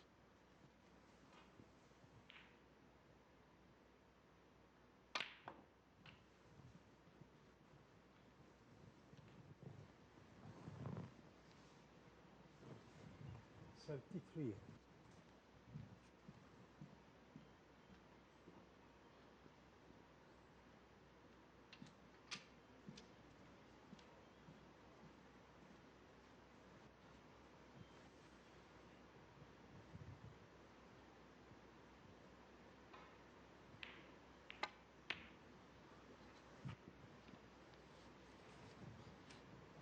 $75.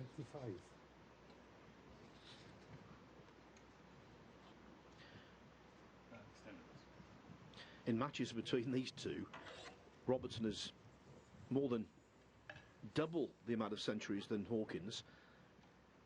In their head-to-head, Robertson's made 25 centuries against Barry.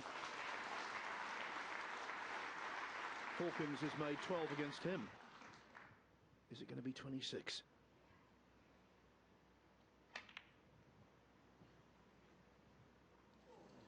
Well, the green doesn't drop.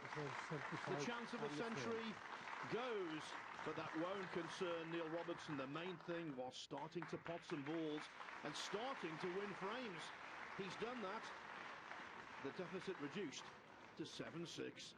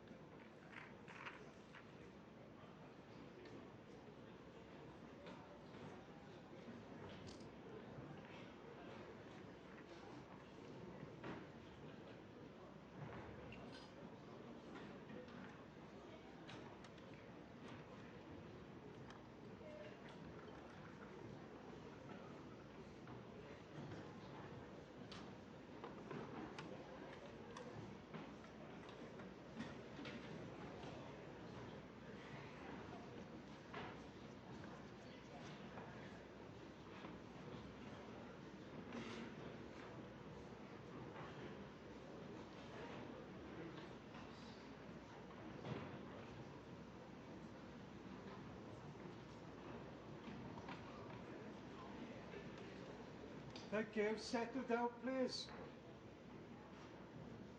Thank you. 14th frame. Lee Robertson to break. Suddenly feeling a whole lot better. Neil Robertson breaks off in frame 14. The quest for him to draw all square. By the way, John Higgins has just gone 3-1 up on Mark Selby. The fourth frame was an epic that lasted over an hour.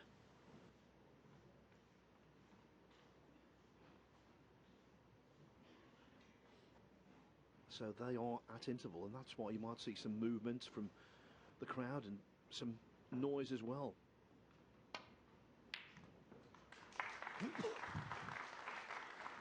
One. Maybe the improved version of Robertson in the previous frame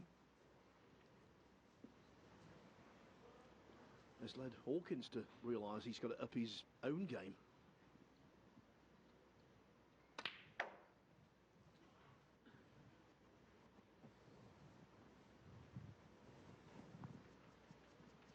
Annoyingly for Hawkins, the black is well and truly out of the picture at the moment. The pink is not exactly available either.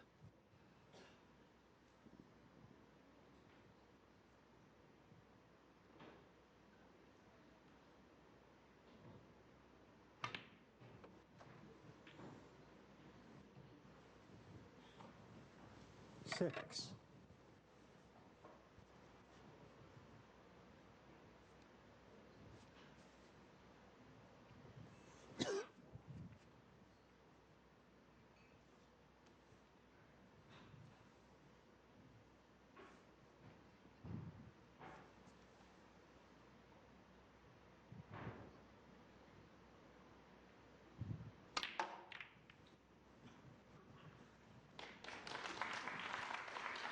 Always when you play that shot, you try and hit the pink on the nose, as square, as full as possible. That was a really good shot from Barry Hawkins. That's why the reds spread so nicely. And of course, the pink has been partially freed as well.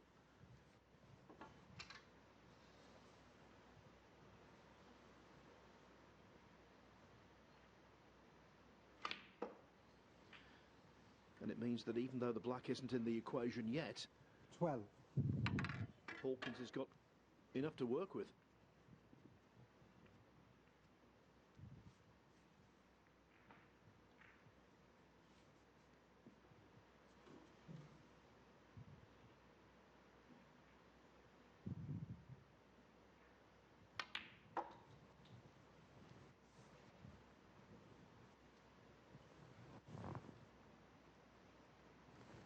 Seventeen.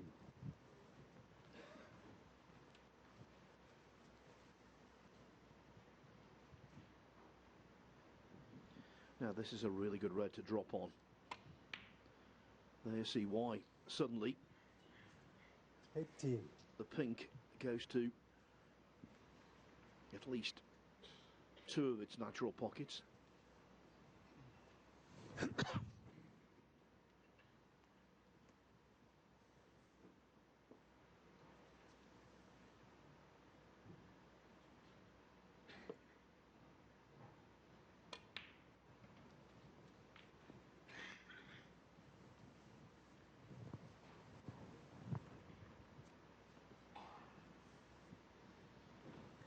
Twenty-four.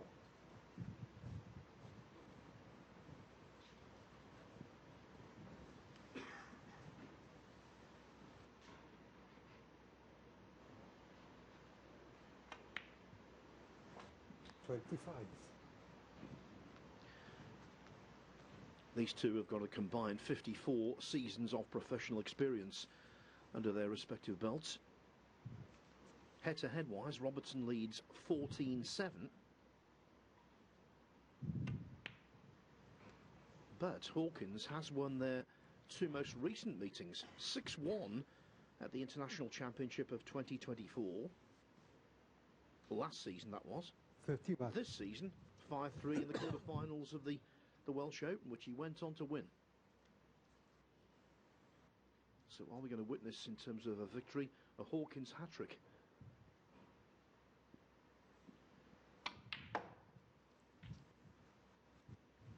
.32.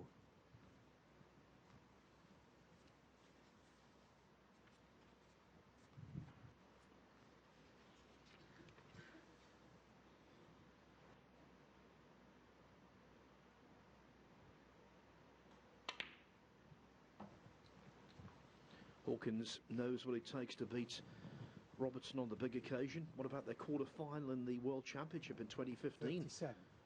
13-12. He's beaten him at the Masters as well, 6-3 in the first round in 2024. 38. And in a China Open semi-final in 2018, 10-6. So he hasn't just beaten Robertson, he's beaten him in multi-session matches.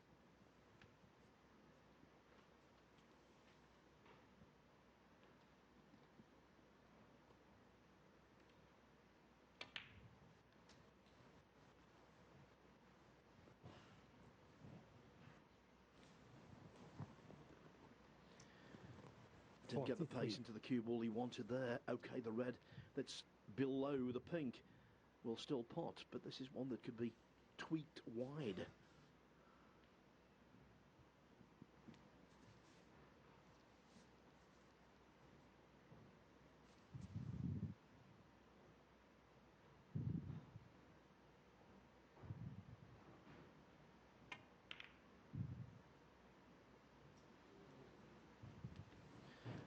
Hawkins, and wide 43. it went.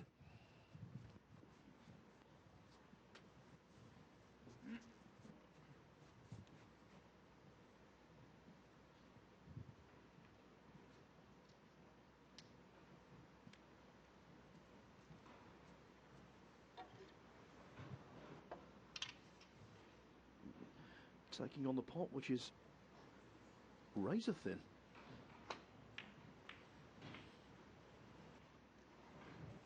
Not quite as razor as I thought, actually, but... One.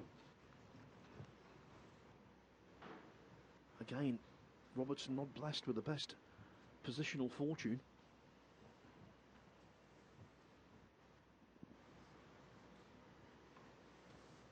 Robertson, 1.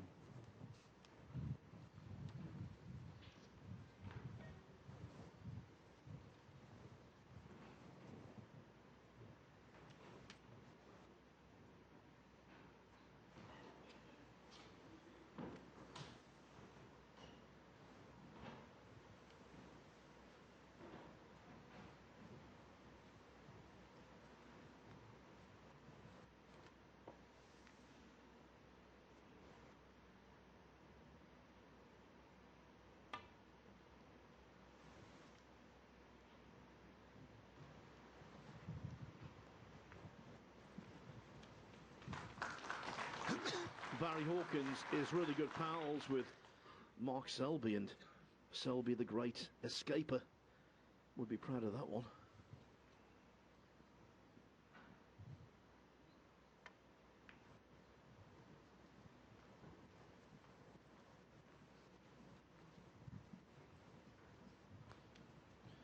Hawkins, though, will be acutely mindful that while he's 42 ahead, this is not a bad table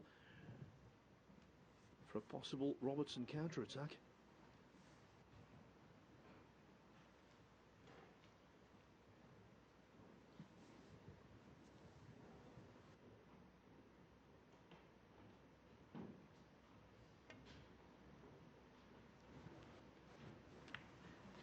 Yes, the four reds are clustered together on the left-hand side of the black, which in itself is still made redundant by the red nestled up to it, but that position could quickly change.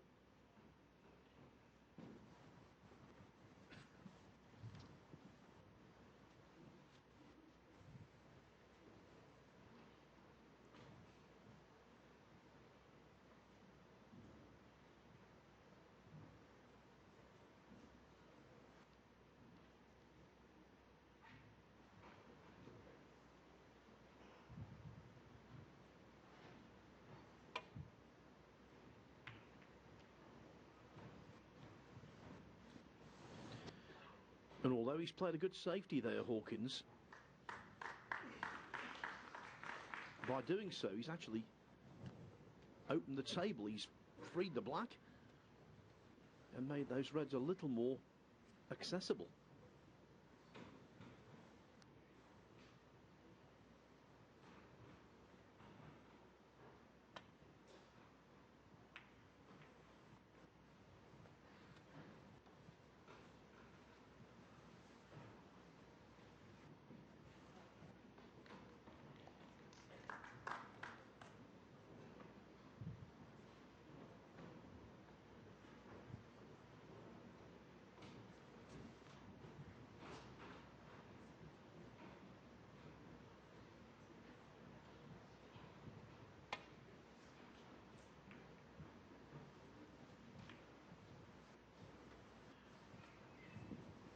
Hawkins apologises even before the balls have stopped rolling. He knew as soon as he contacted the pink there, that was a massive benefit.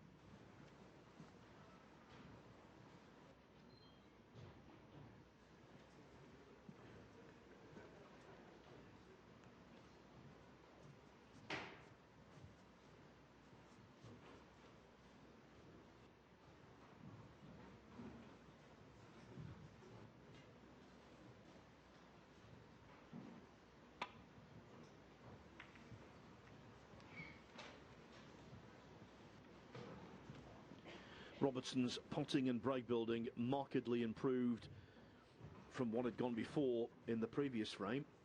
Now his safety play has improved from earlier this afternoon, again appreciably.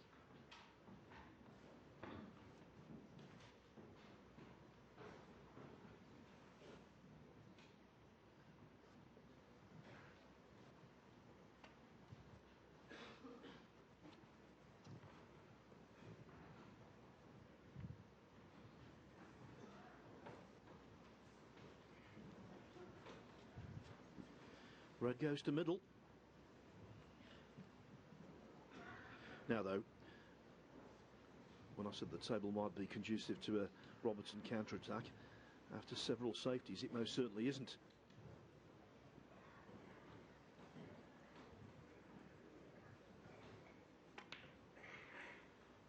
One.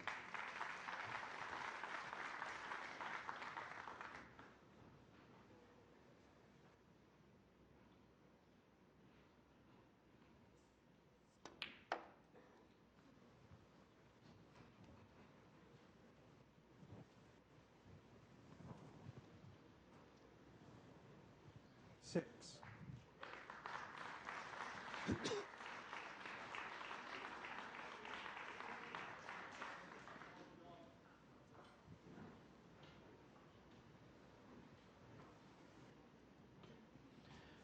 Robertson here looking to kill two birds with one stone. Get a really good white up in deep bulk, but also to free up a few more reds. In the end, decided that was a little too risky, so just played the conventional clip off the red.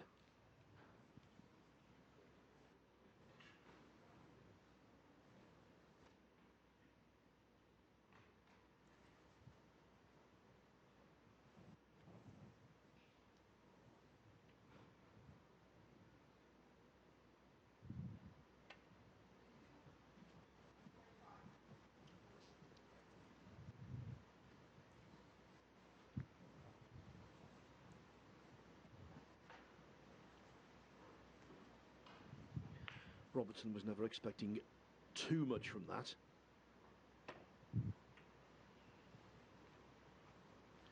But now he has been able to to free up a red or two.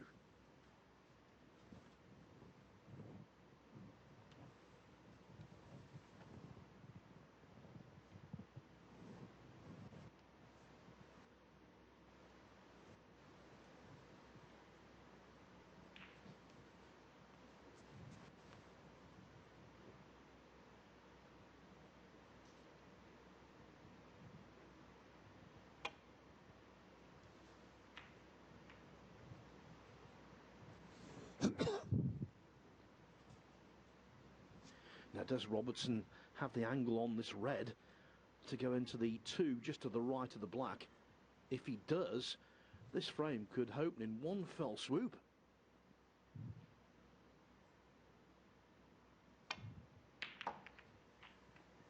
Almost. Almost. Had he promoted that black towards the pocket, suddenly a window for a clearance would have been there.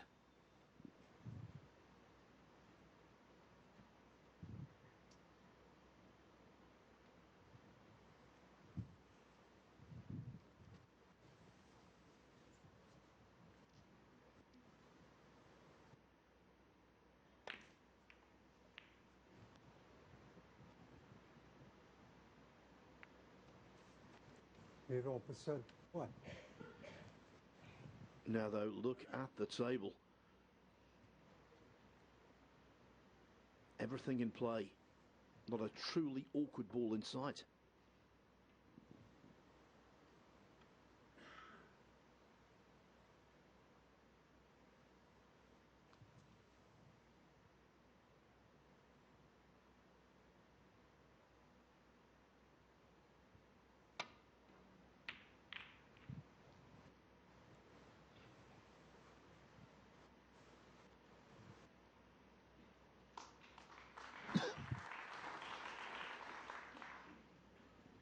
On form, you would heavily fancy Robertson to stroke this one in.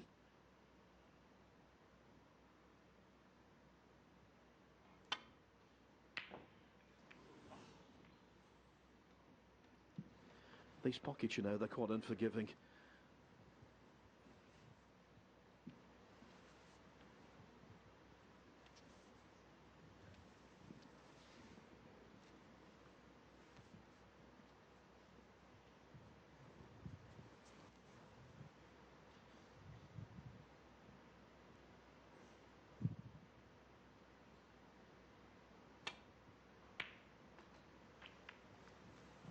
What?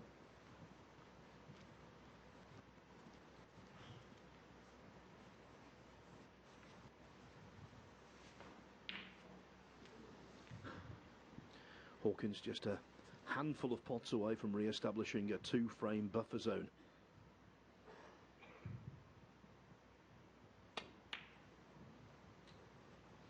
Oh, and that's very nicely played to avoid all the traffic in bulk. 6.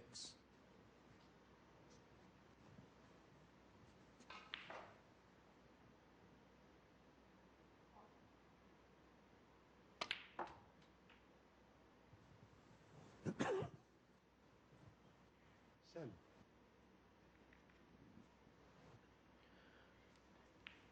The blue and one more red needed.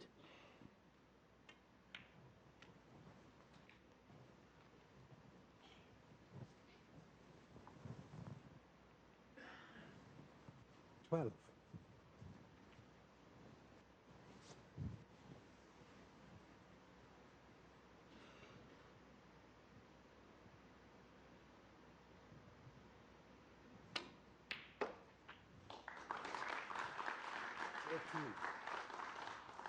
Make no mistake, from mid-range there was pressure on that. Hawkins knocked it in with aplomb.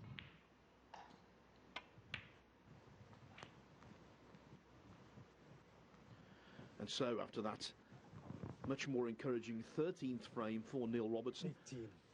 he finds himself in a deepening hole.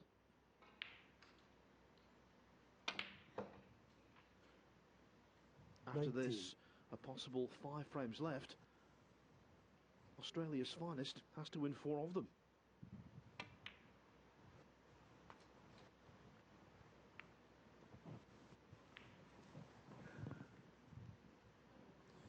24.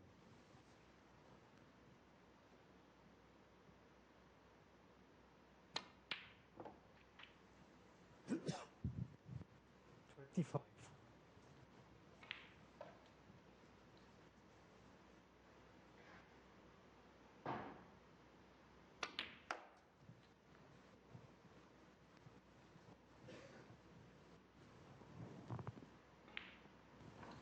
30.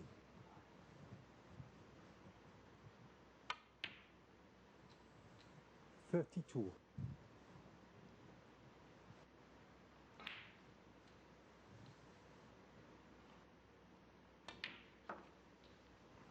35. The world number 11 on course to beat the world number 3.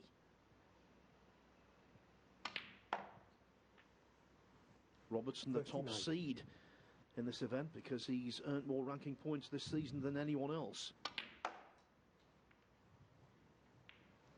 Finds himself in more than a spot of bother. 44.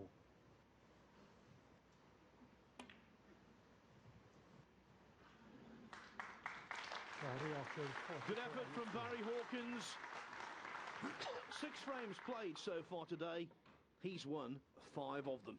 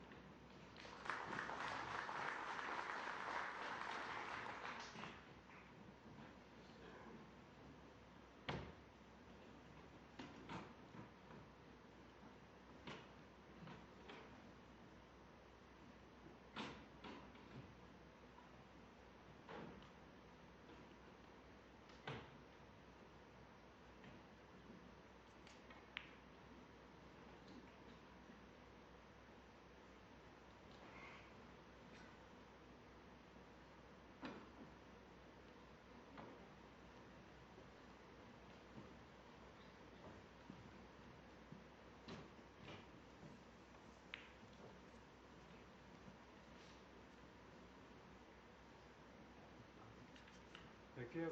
15 frame. Barry Hawkins the break.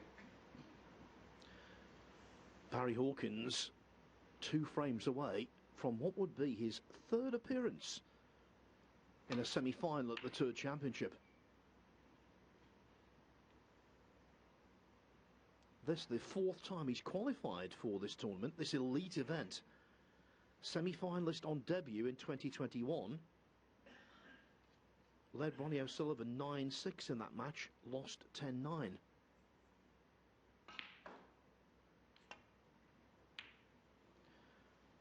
Semi-finalist again last year. He put together 5 century breaks in beating Sean Murphy. Then he overcame Judd Trump before losing out to John Higgins for a place in the final. But in those 3 matches he made 7 centuries.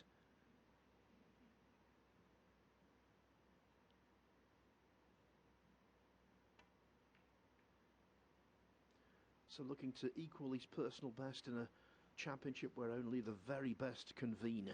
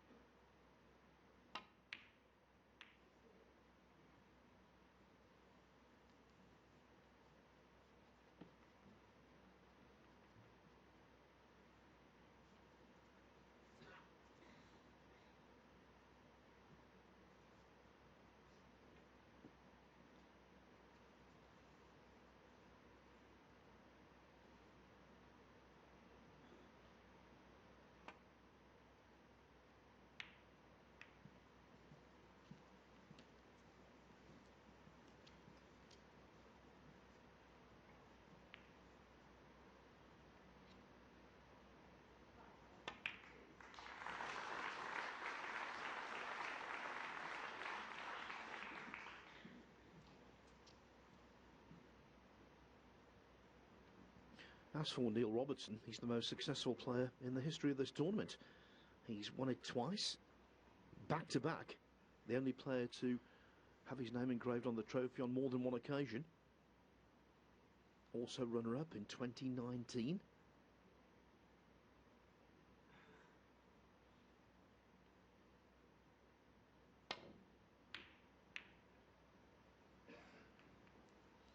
Yeah, Robertson's victories came in 2021 and 2022.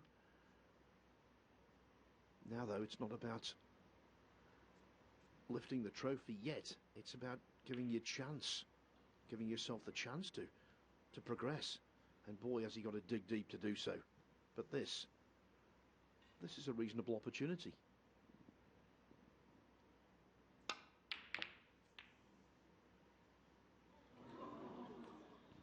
Well, I thought he could get through to the red over the pocket. Clearly couldn't. Then he enjoyed that outrageous fluke. But look where the cue balls ended up. Can't moan though, can he really?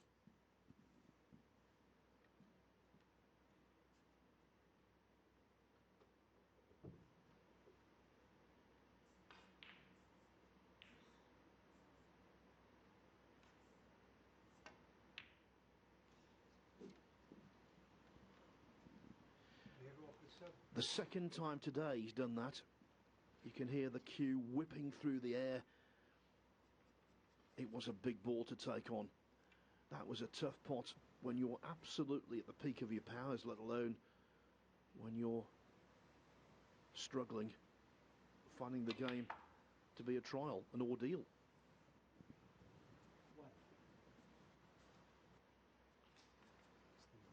Yes. Yeah, I don't think Robertson played to the situation there. All very well taking on a green of that nature if everything in the garden is rosy, but when you've missed so many balls, it must have been a daunting proposition to try and knock it in.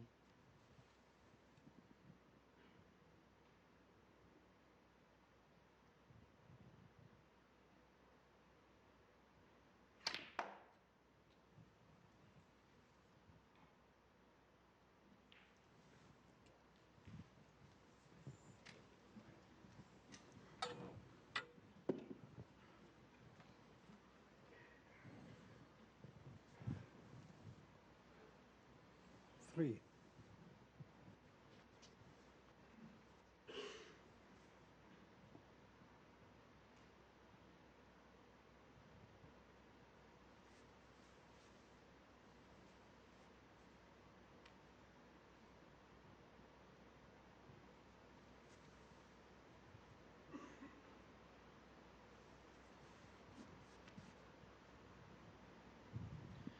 When a player gets down and with their first impression can't quite decide whether they can get through to pot a ball, you know it's absolutely on the borderline.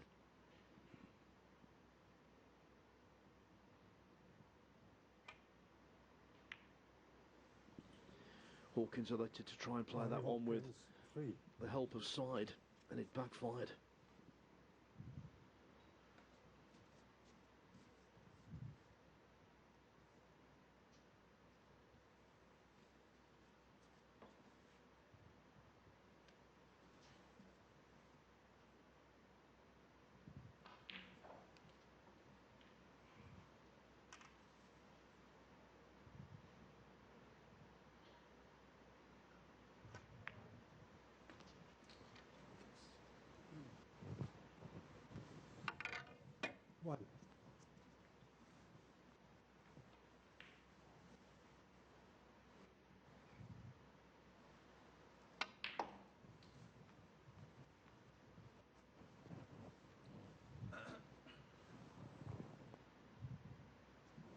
6.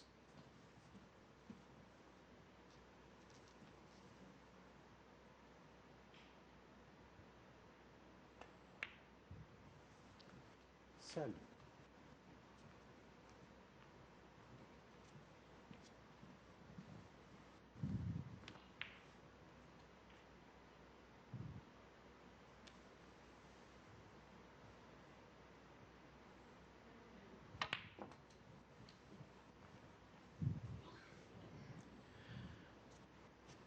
Given the tightness of the pockets, given the pace he had to play that shot at, that was a pretty good one.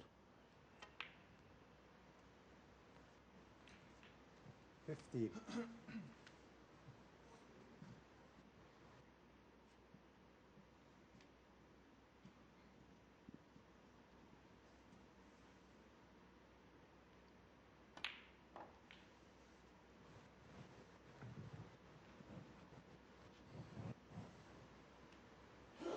Twenty.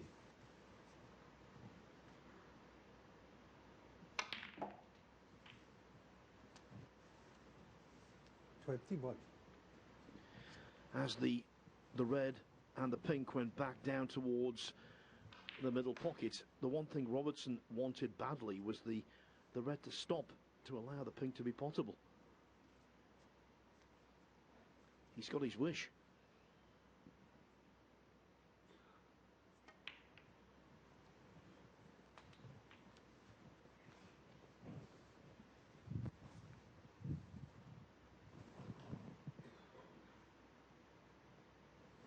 Twenty-seven.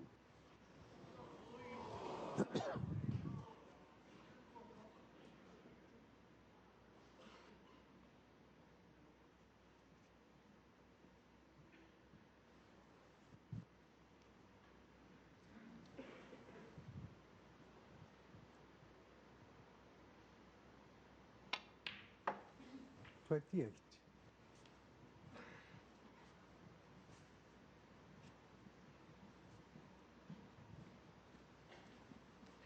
Prospects brightening for Robertson in this break. Getting the green back on its own spot.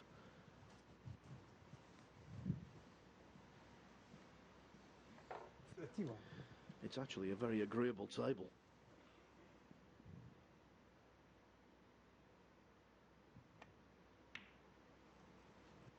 $32.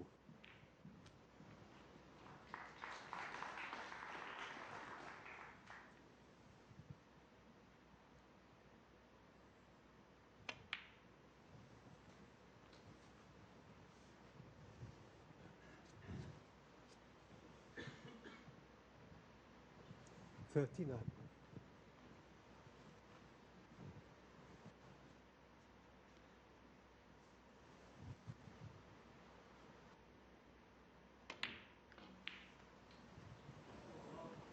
40.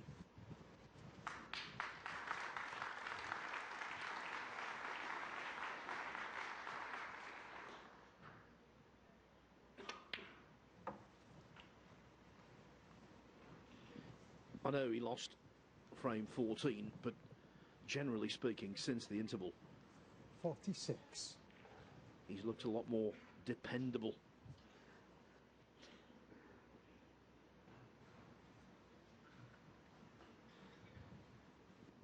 Over on the other table, Mark Selby's pulled one back. John Higgins now leads 3-2.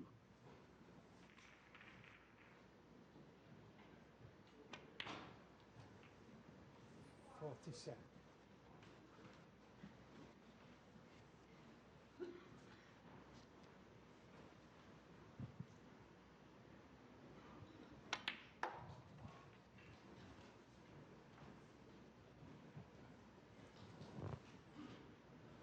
52.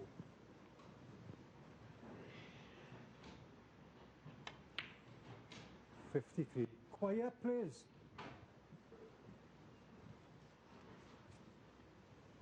Our referee John Pellew pleads for silence.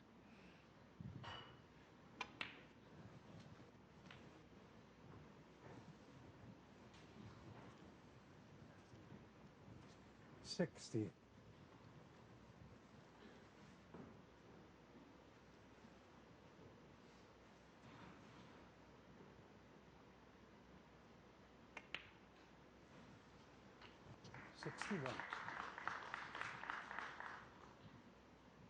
Should be okay. Should be back within one.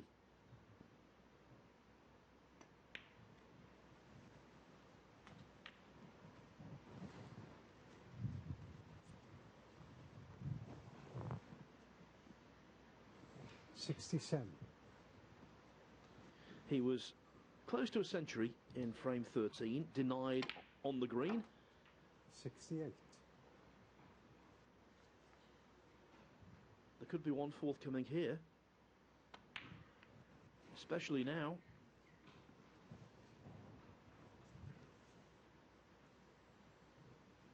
$75.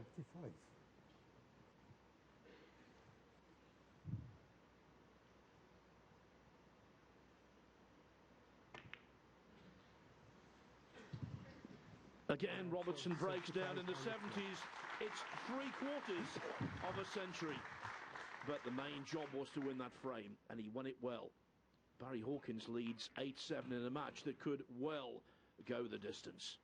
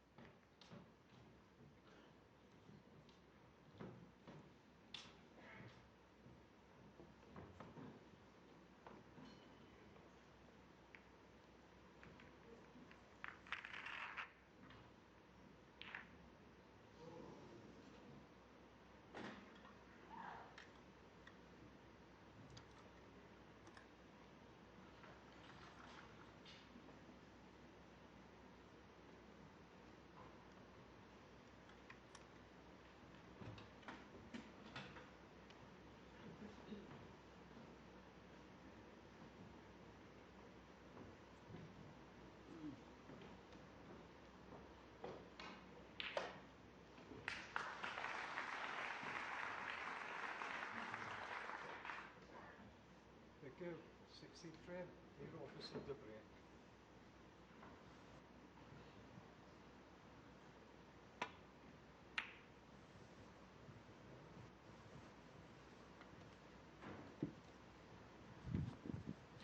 Pre-interval today,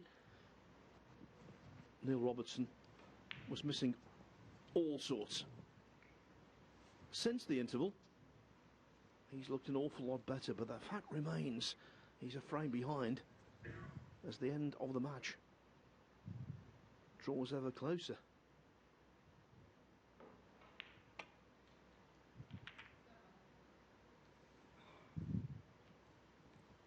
In the first round, Barry Hawkins beat Tepchira Nu, the recently crowned World Open champion, 10-8 from 8-7 down. Robertson would dearly love to administer a taste of his own medicine.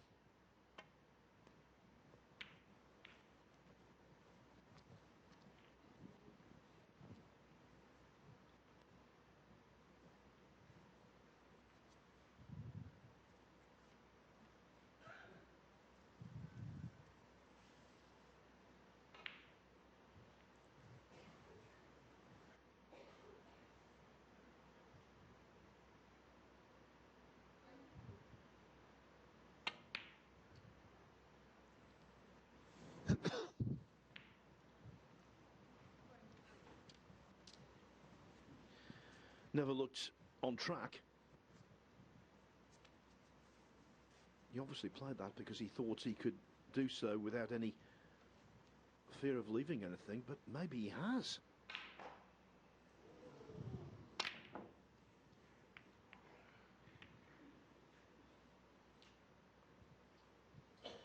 Well, in a roundabout fashion, the Hawkins plan worked. It was a really big shot for Robertson to take on because he knew that reds would be flying everywhere.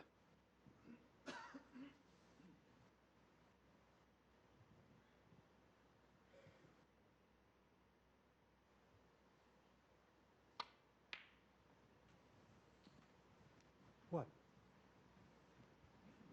Well, first, let's dissect the negative aspects. The black, as it stands,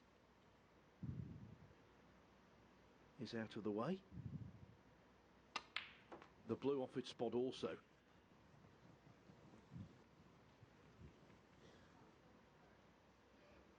Seven. But 4 other colours are very much available, and there's plenty of nicely positioned reds. 8.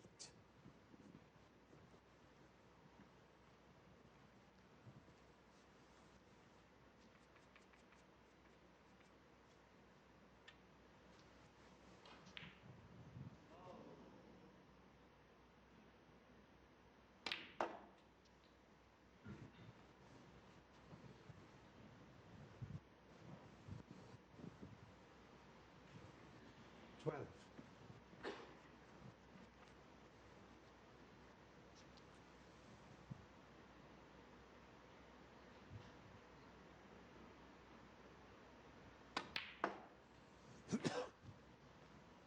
Thirteen.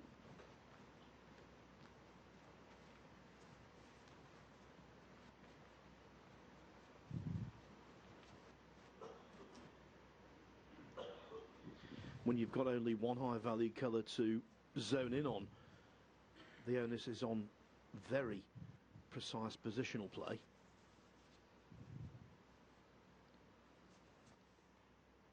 Right now the pink is Hawkins' best friend.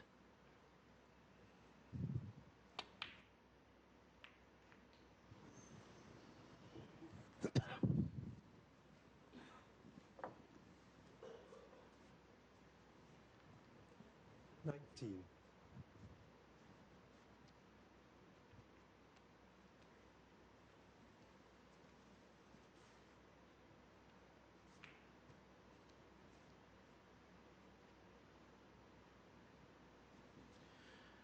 Because of the manoeuvrability of the cue ball, this is a really big shot for Hawkins.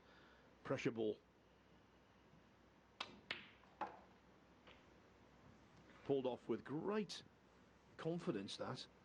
20. One of his best shots, I thought, of the entire afternoon, because he had to avoid all of those balls and get down for a ball colour some distance away.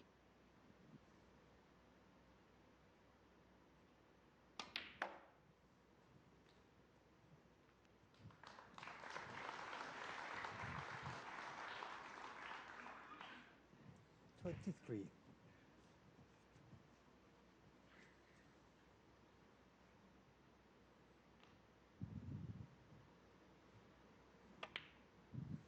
24. Good to remove that red. There's more room around the pink now.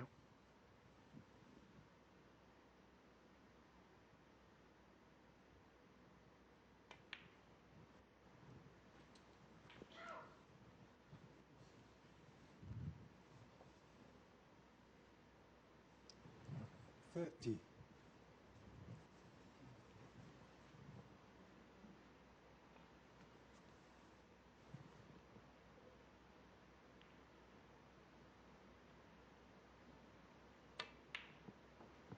31.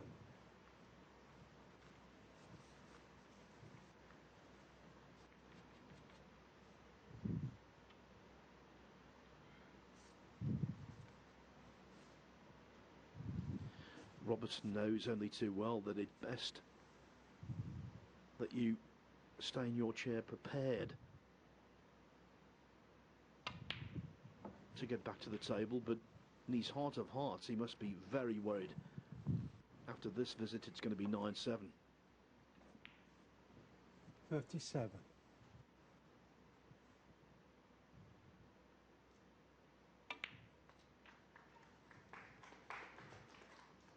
38. 40.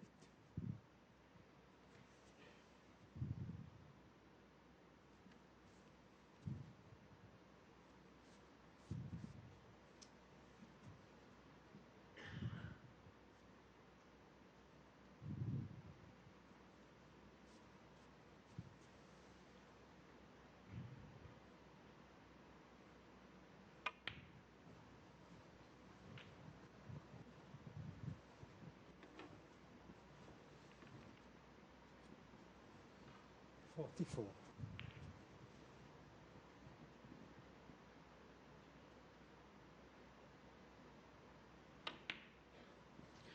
45. When Stephen Hendry famously beat Jimmy White in that World Final of 1994 in the deciding frame, he made a break of 58 that featured an awful lot of pinks.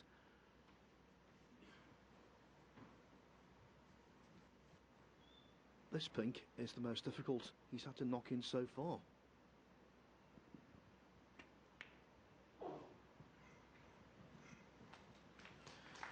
Equal to the task. That feels good for Barry Hawkins. 51.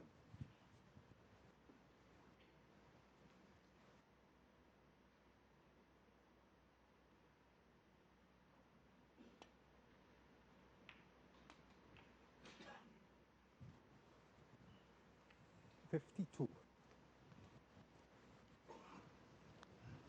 Didn't want the kiss on the yellow, but it could have been worse. That said, though, this kind of shot, there's not an awful lot of pocket entrance to aim for. You've got to be so precise to knock in a yellow of this ilk.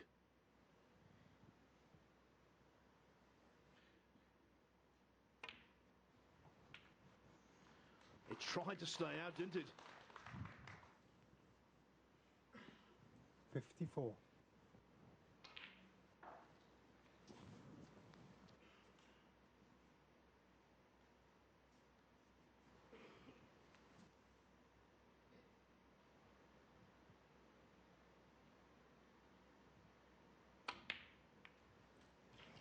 55.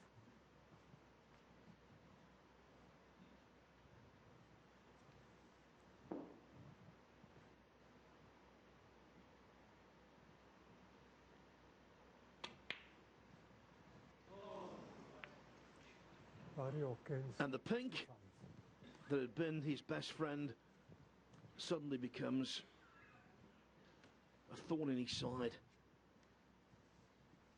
All that toil, that hard work, and then the question mark hangs over the frame again.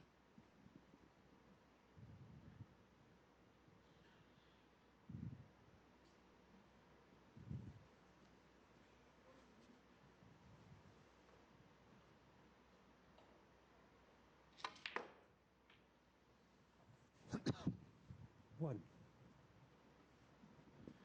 Well, in the Players Series over the years, we've seen some truly remarkable clearances. This would be right up there with the very best.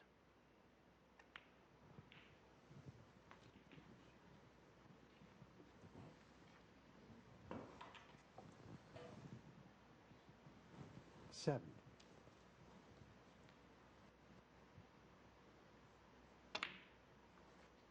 8.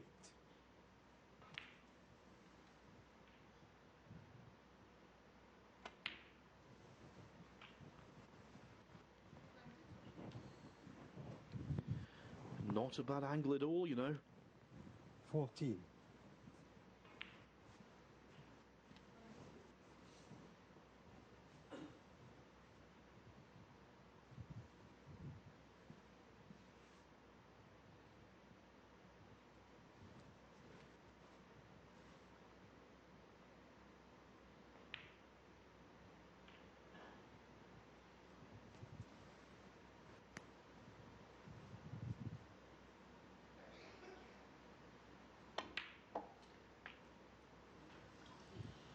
Just misses flicking the black and consequently flicking the red away from the black.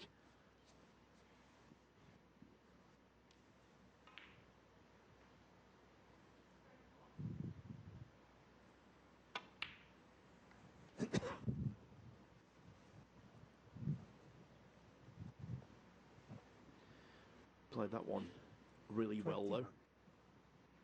Just looking at the scoreboard, confirming in his own mind what he's got to do. 34 behind, 43 on. Always the possibility, of course, here, if he can't split the black and the red, pop this red a colour and then lay the snooker behind the black off the lone red. 22.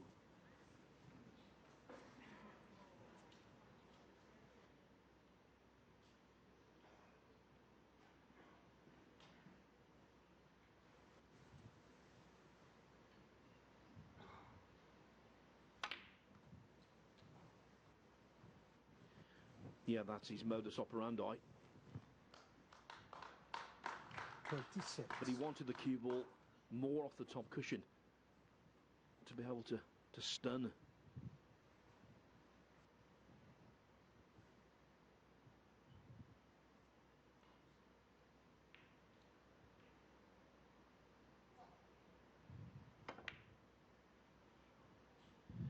What a clever shot that is. What a clever shot from 26. Neil Robertson, not only getting the snooker, but freeing up the blue. Because, of course, should he get the chance, he has to clear the table. Hawkins now under it after missing the pink to middle on the verge of 9-7.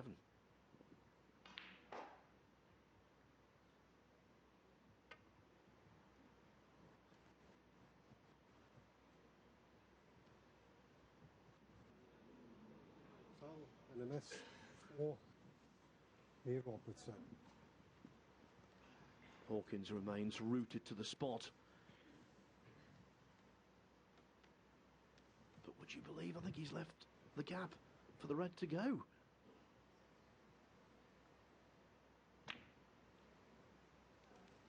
Indeed he has. This would be a real sickener for Barry Hawkins. The definition of a turning point.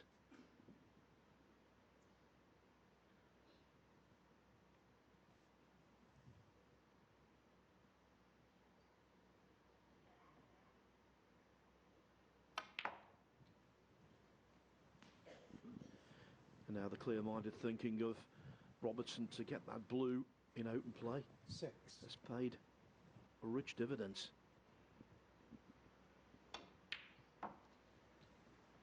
8. 17 behind, so he needs the lot.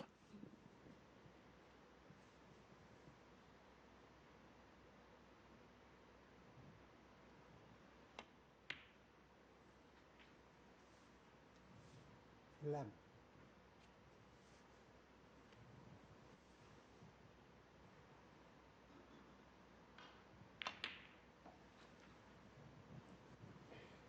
15. Incorrect side of the blue, but at least he's got sufficient angle to take the cue ball in and out of bulk.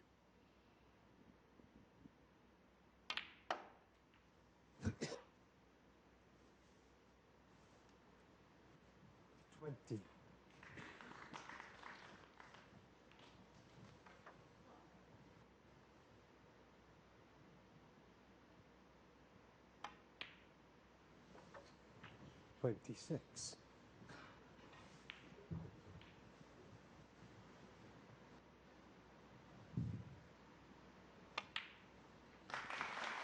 What a frame to win! Barry Hawkins was poised to do so, but he missed that bad ping to the middle pocket, and in the end, it's a wonderful steal from Neil Robertson. Wonderful match. Couldn't be closer. 8 frames each.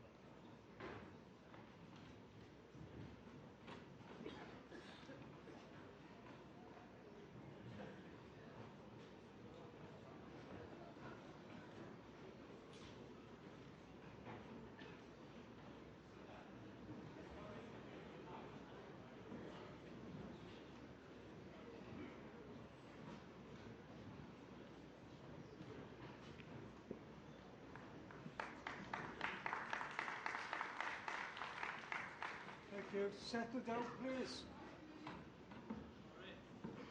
Thank you. 17th frame. Barry Hawkins to break. This match started 27 hours ago as a best of 19. Now it's been distilled to a best of 3.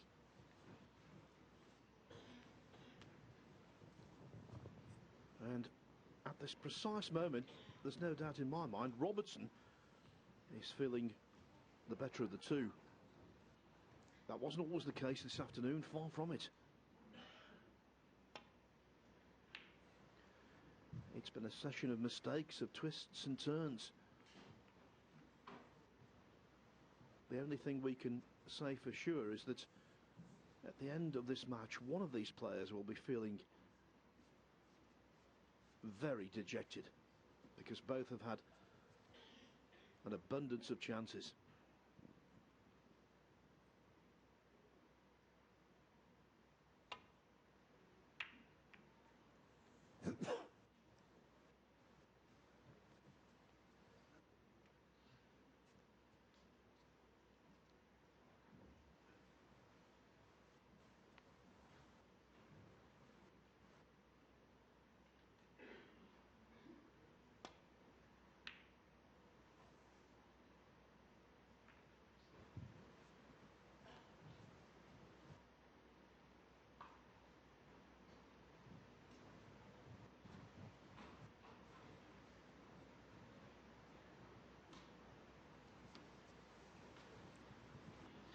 In terms of tied finishes, this Tour Championship is really delivering.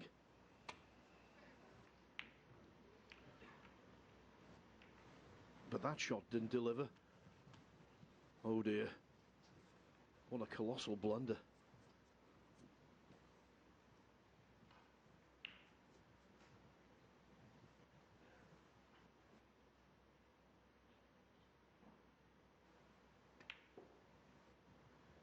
One.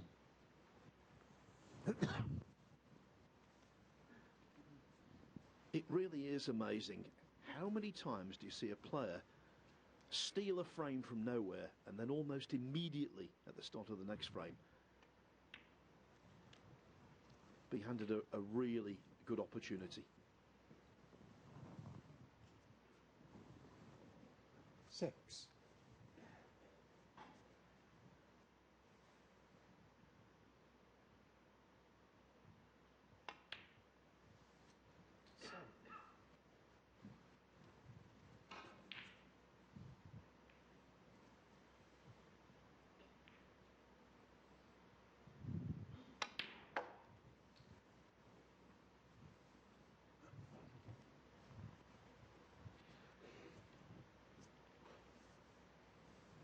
Thirteen.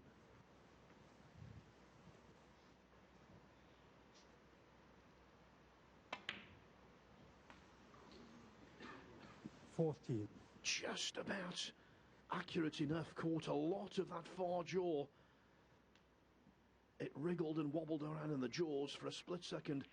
Robertson must have been very concerned.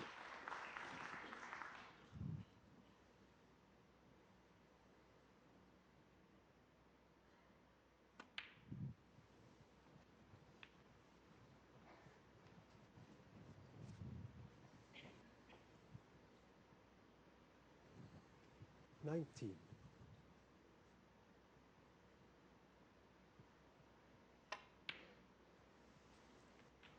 20.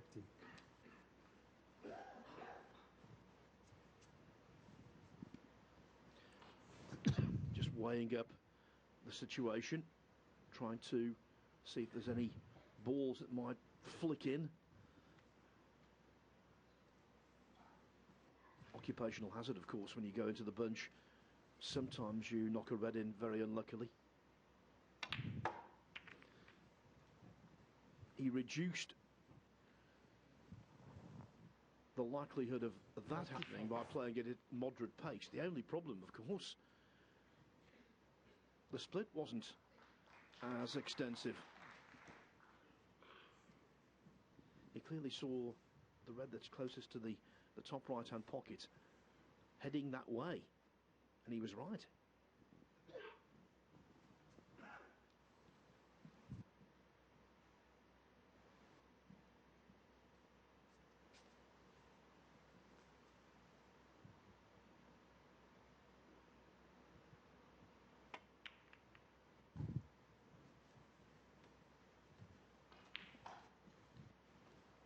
Neil Robertson, 25. Robertson a lot more in the moment now, though. Earlier on today, having been 5-3 up overnight, he fell 7-5 down in that session, mini session prior to the interval. He could not disguise his frustration with how he was playing. Guilty of countless mistakes, but since the interval, he's been significantly upgraded. And now the one under it, that's Hawkins.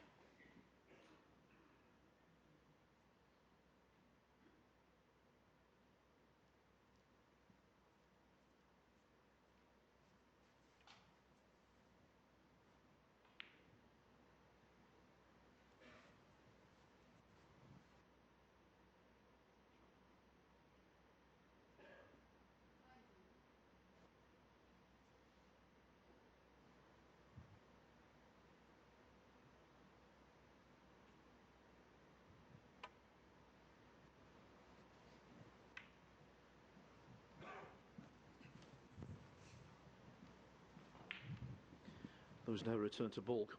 All he could do was play a variation of the old dump shot to leave the cue ball close to the top cushion.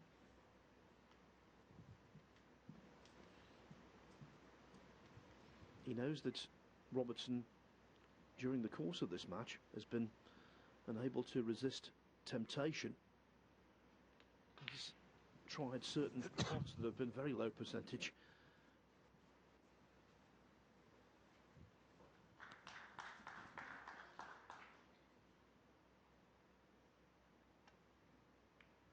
Now, though, the match play head is well and truly back on.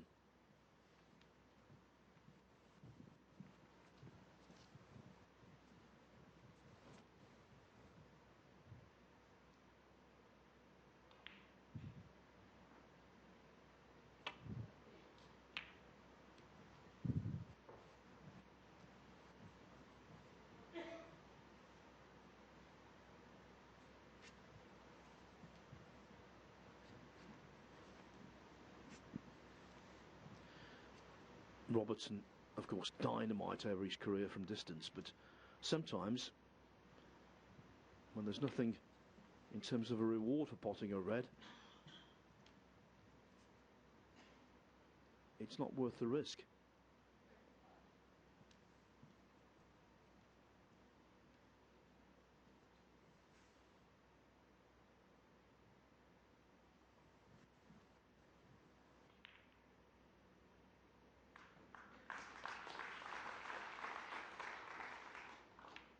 Hence the refusal.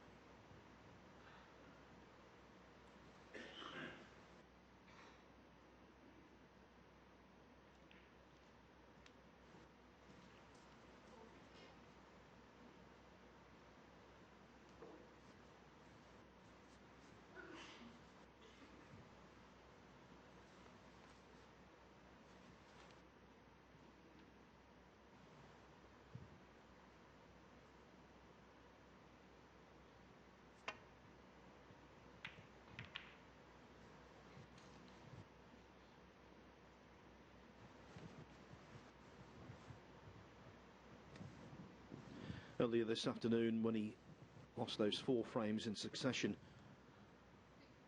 from 5-3 up to 7-5 down. It wasn't just his potting and positional play that was askew, it was also his safety.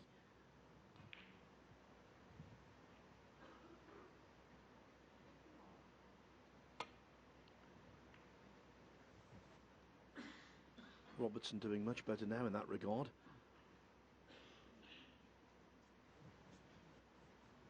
On top in this exchange.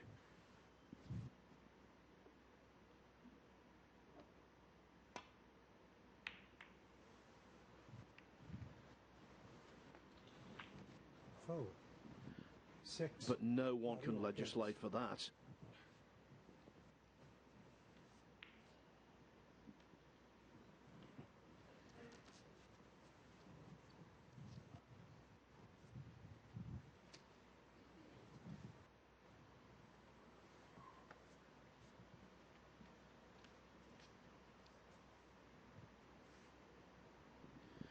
Hawkins exercising his prerogative to ask Robertson to play again from where the balls came to rest.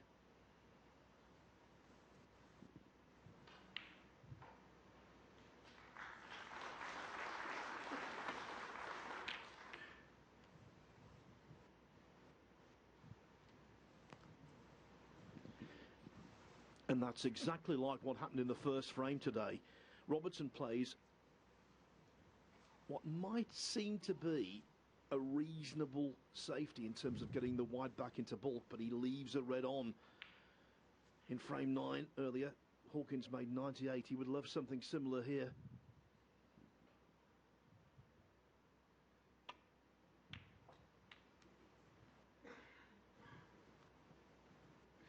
One.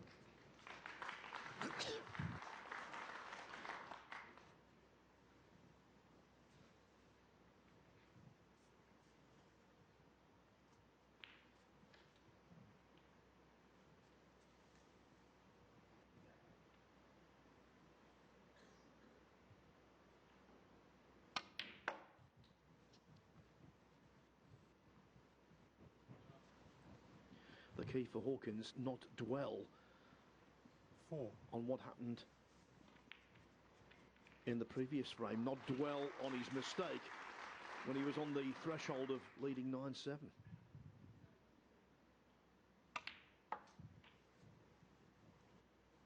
5.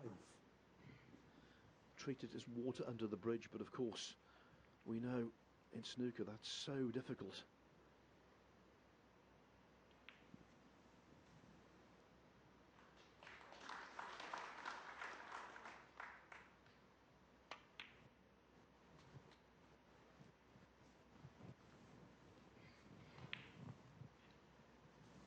Ten.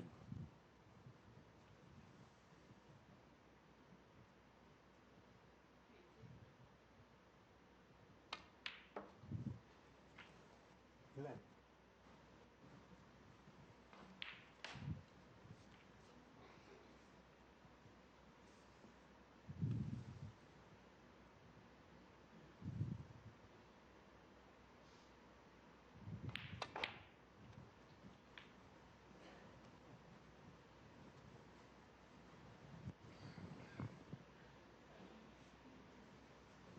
17.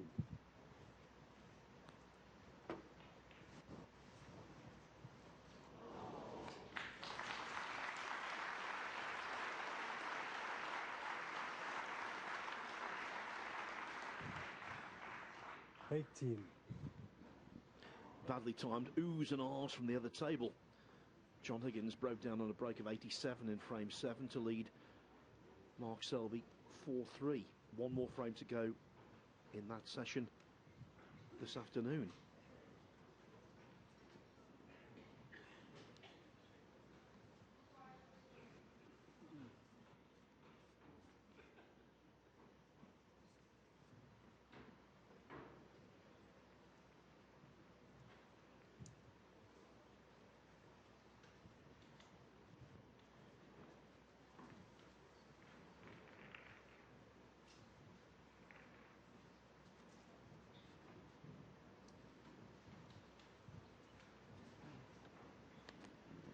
caught in two, possibly three minds here as to which colour to take.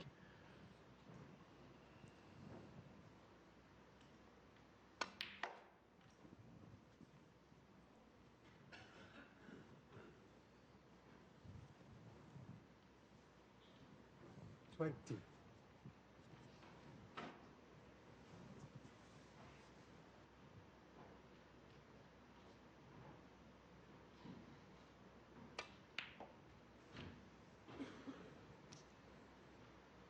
$21. Now that's quite a springy bounce off that left-hand side cushion, but in this instance it worked ideally for Hawkins to drop on the pink.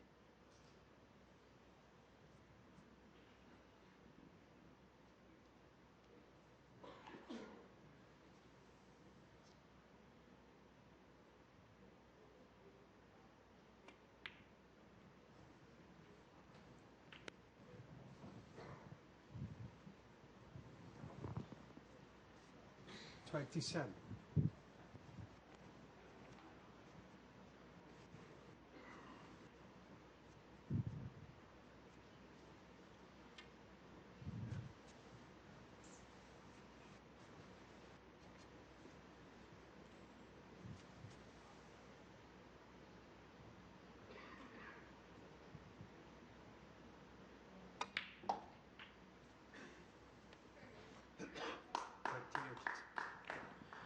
As in the previous frame, Hawkins using the pink to keep things going.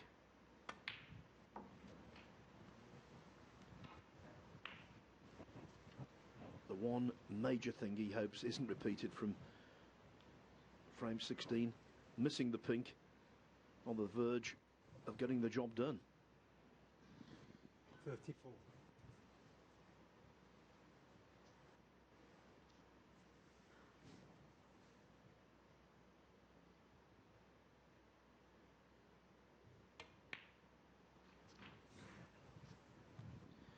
Because he 35. covered the pink with the cue ball, the positional shot had to be up for the blue.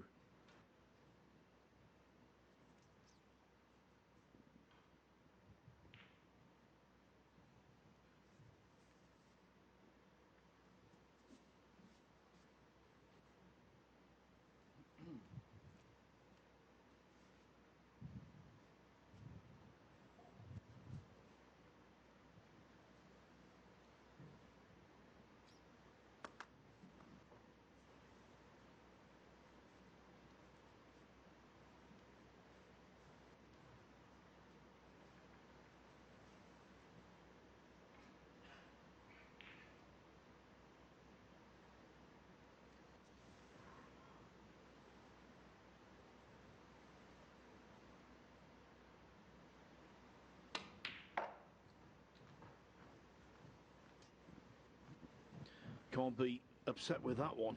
Very nicely played. 39. Would have liked a few more inches of travel on the cue ball, mind you.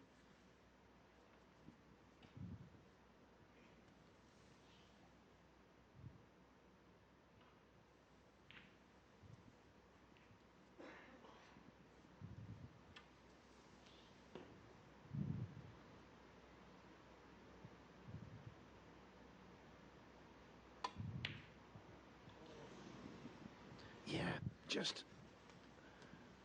tricky enough to be missed 39. at this pressurised juncture.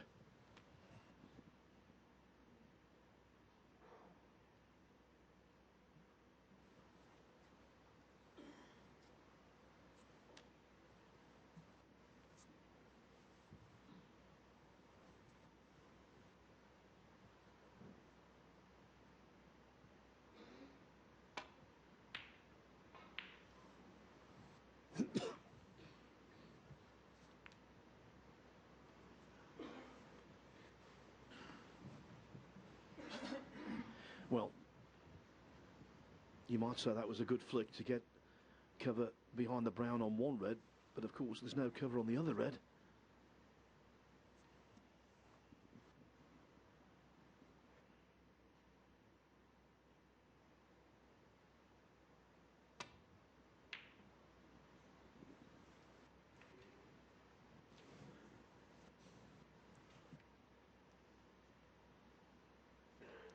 There's no doubt Hawkins feeling this.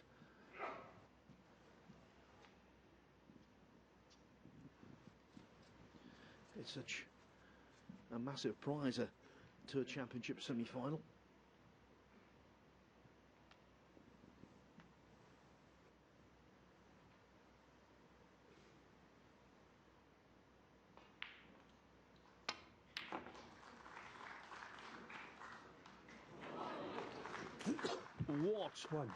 What a fluke.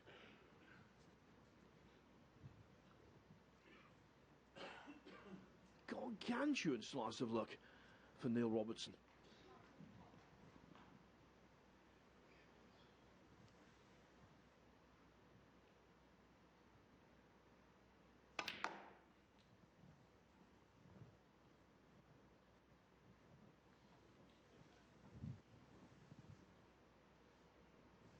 Three.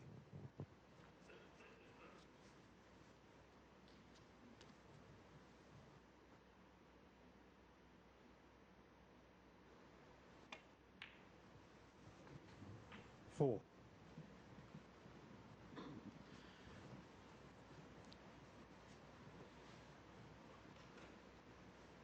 The angle on the pink is all important.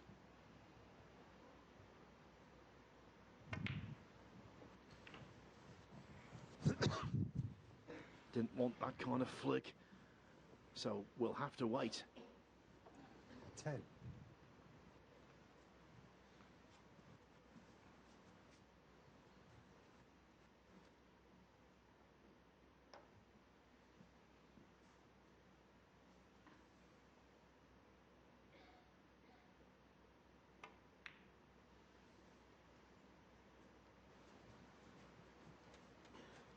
Leave officer 10.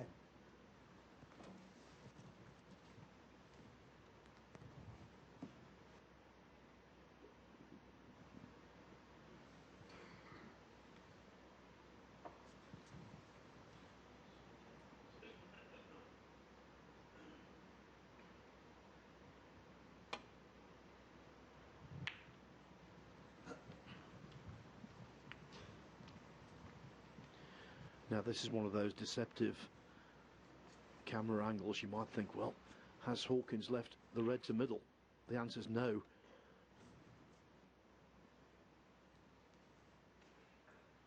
Just simply too acute an angle.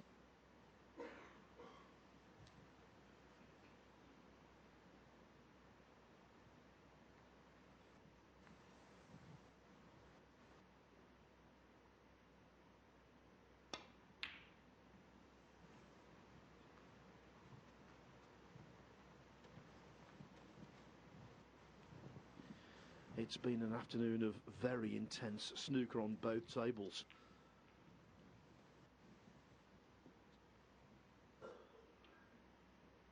And the intensity level in this match just keeps rising.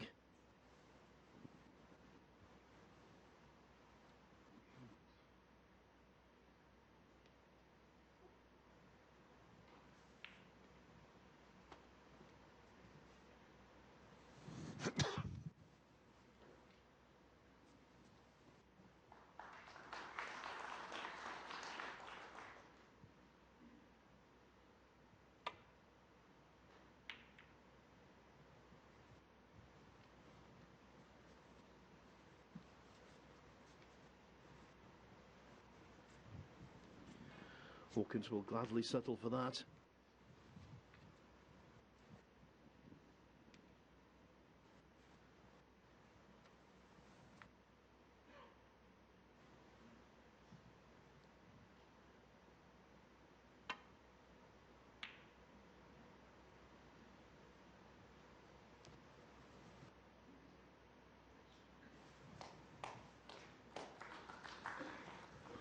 Robertson will gladly settle for that.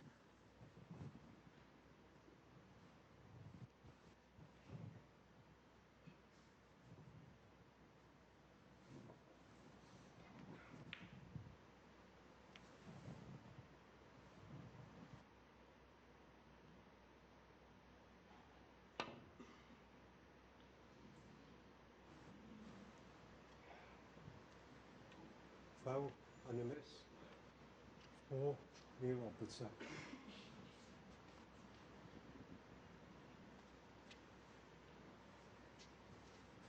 Well, if he's left awkward queuing over At the back. the red, Hawkins been a little fortunate there. Behind his body. Yeah. You just see the blue in it. He's got a very calm demeanour, our referee John Pellew, in this kind of situation. Good check off. Touch him over. That way.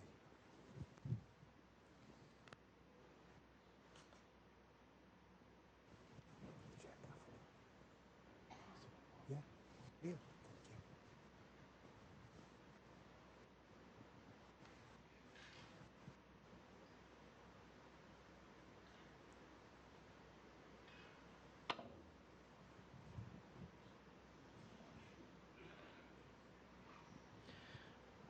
Very Foul and a miss. similar shots.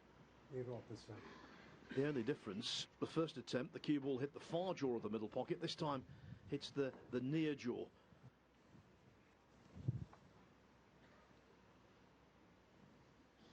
What he's trying to do is just flick off that red and return the white to baulk.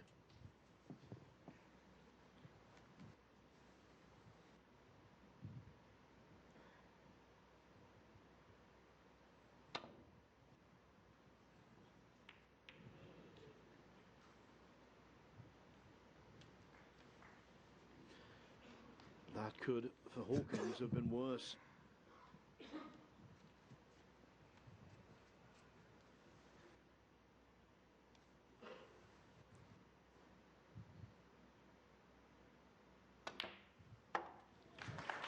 Last night, Sean Murphy failed on a crucial double in the deciding frame against Judd Trump.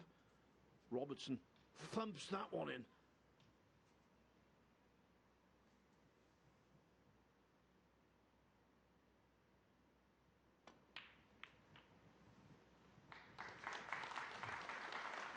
Applause from the crowd, but this is a real pressure shot with the cue ball 8. pretty much glued to that right-hand side cushion. Robertson knows if this goes in, more than likely, he will regain the lead.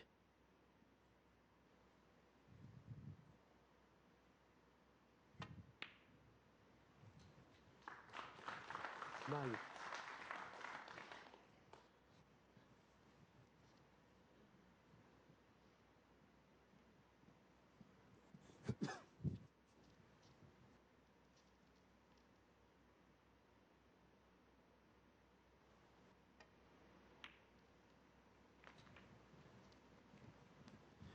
He's 12 in front. So yellow, green and brown 14. will leave Hawkins requiring a snooker.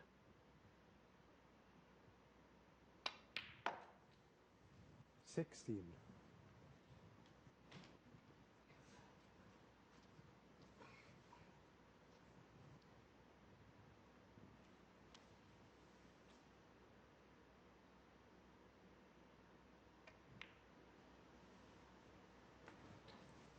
$19.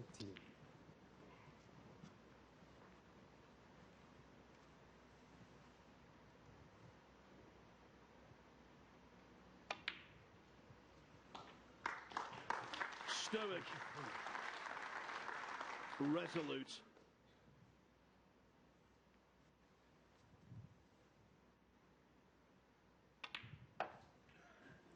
$28. Robertson back in front for the first time since 5-4.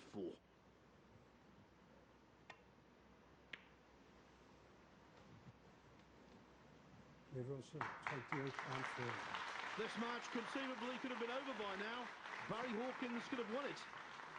But instead, it is Neil Robertson who's won up with 2 to play at 9-8.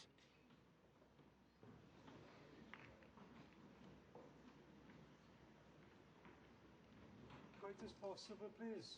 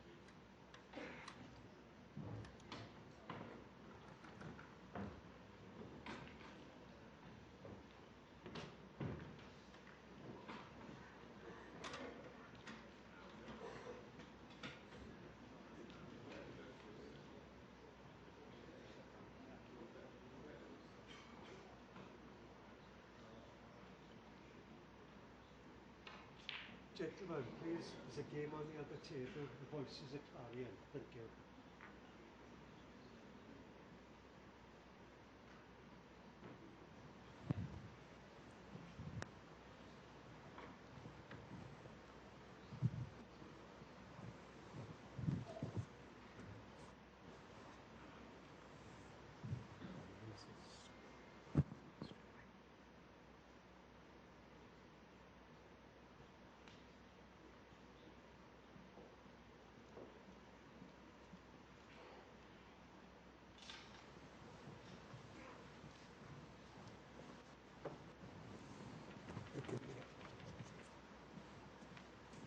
They gave the 18th pin near Robertson to break.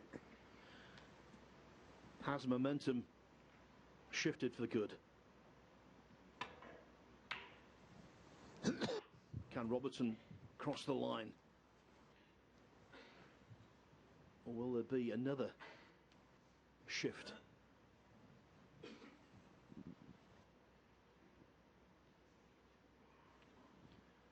Losing the last couple of frames the way Hawkins has must hurt. The question is, can he recompose himself?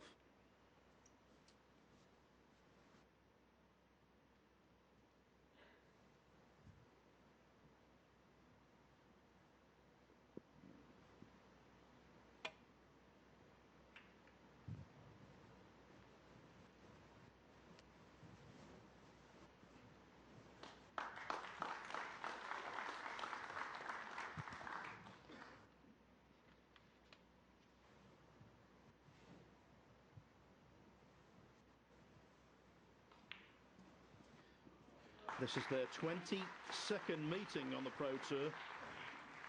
Only 2 of the previous 21 matches have gone the distance.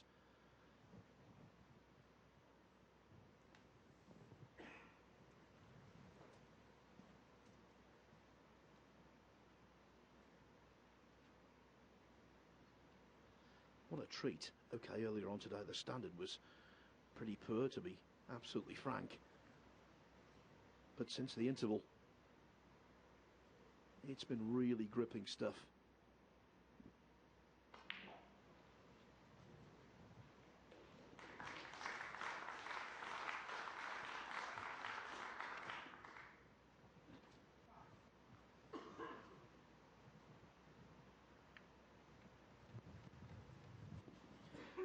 All Robertson craves is a really good chance to slam the door.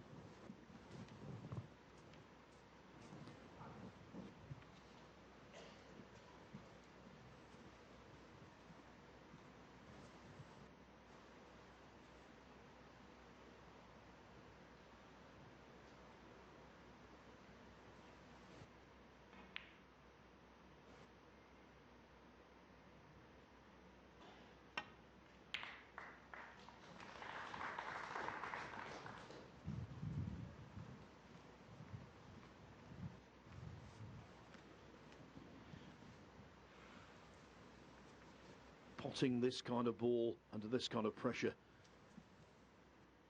is no mean feat.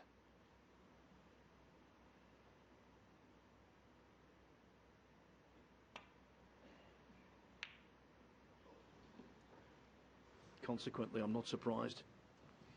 Had he won the previous 2 frames, Hawkins would have fancied that one a lot more.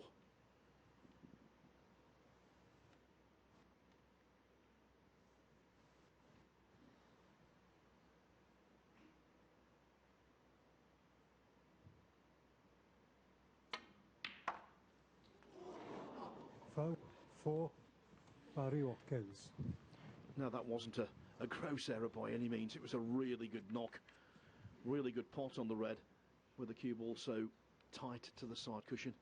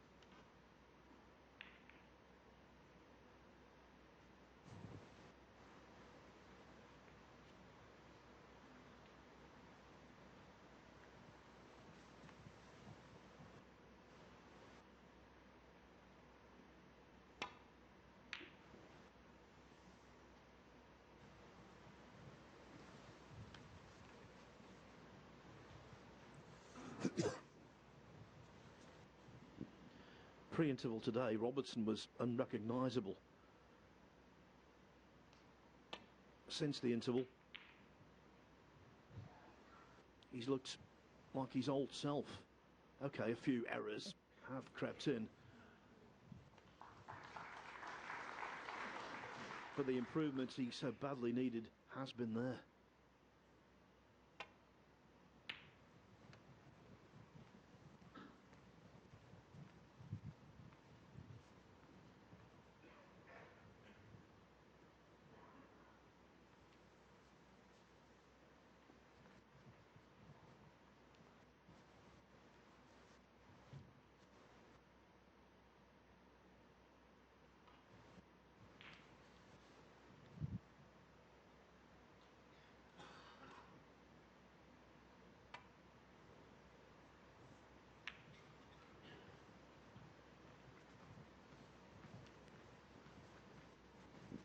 Hawkins just content to try and keep Robertson quiet, but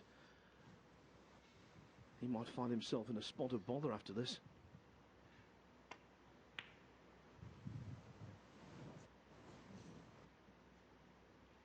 Yeah, the juxtaposition of brown and yellow was inviting for Robertson, but I think there's a gap there.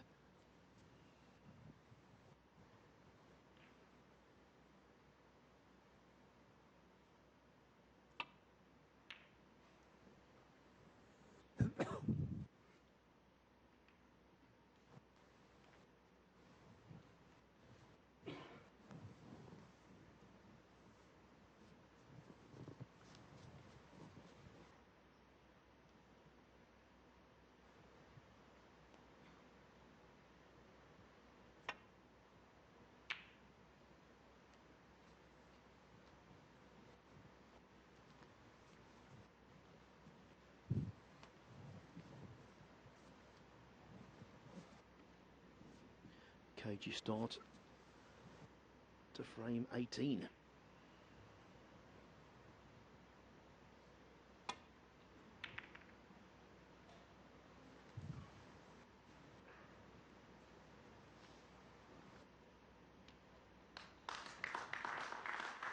That works for Hawkins.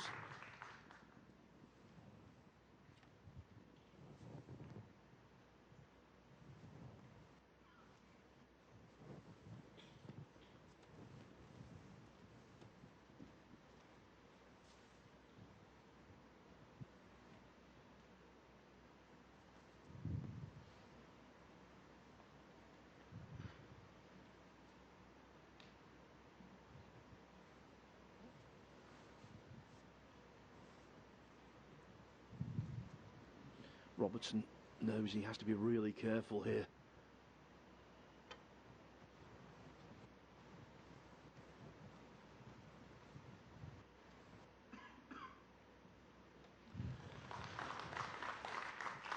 Line and length.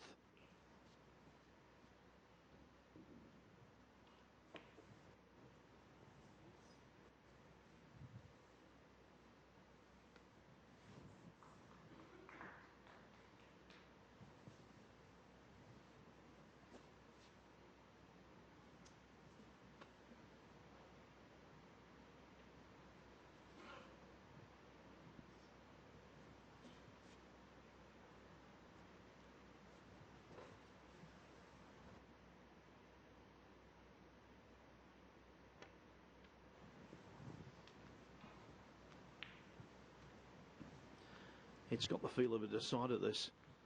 Barry Hawkins hopes there is one.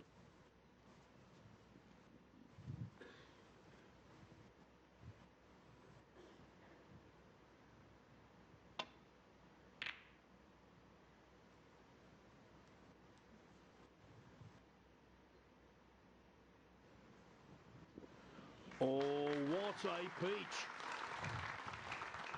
Now this could be more troublesome than the snooker that Robertson found himself in behind the brown.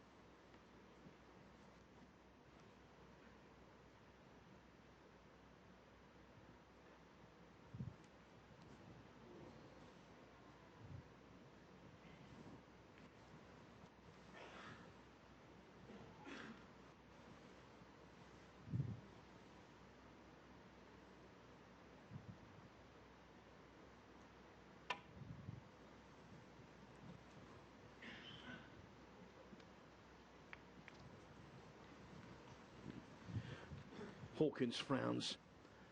He's just turned over that red and left it on.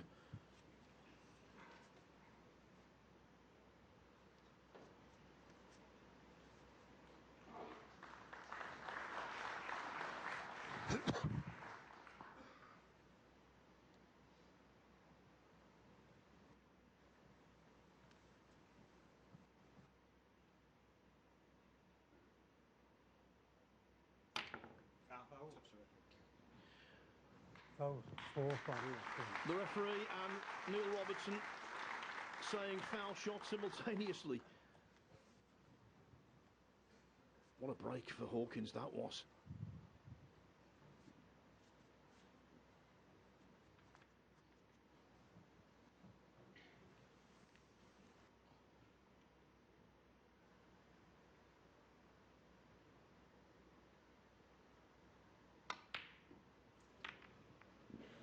Oh, but Barry just does not take advantage when you miss a ball like that, and in fact, miss it by so much, then you deserve to be punished.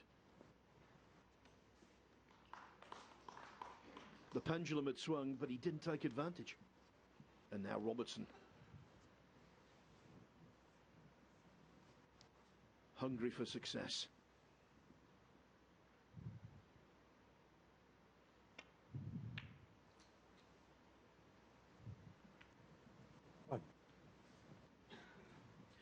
He didn't anticipate the kiss on the yellow, but it's okay.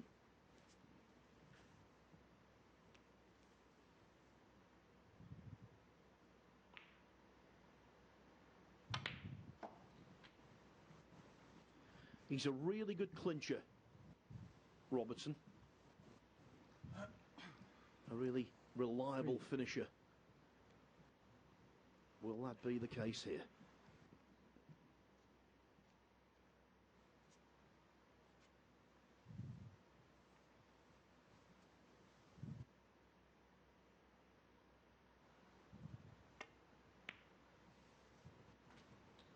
Four.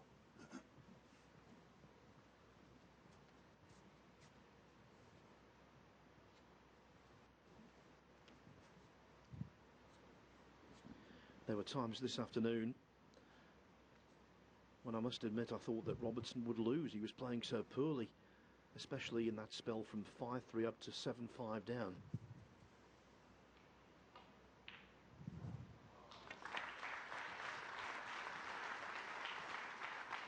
The man from Melbourne, Australia, must have had doubts himself. So if he can get this in the bag, 11. it would be a really satisfying result. 12.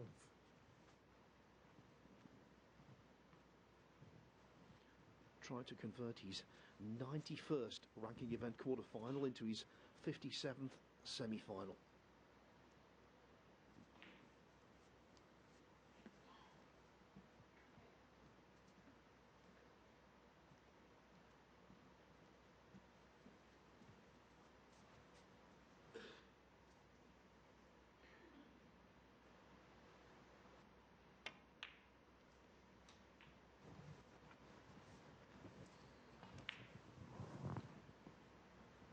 Seventeen.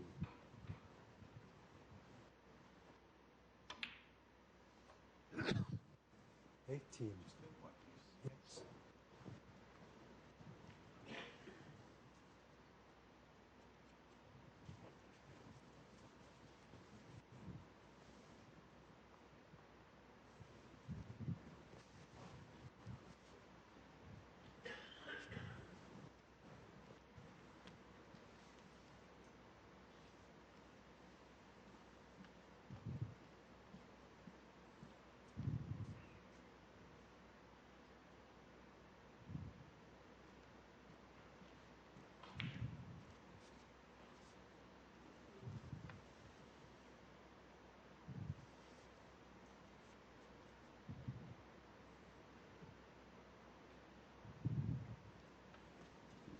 Refusing to commit to the shot before he's entirely convinced.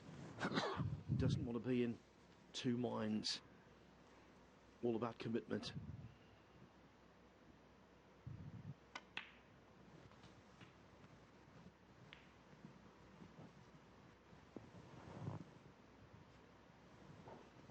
23. Removing the red to the left of the black would be very helpful.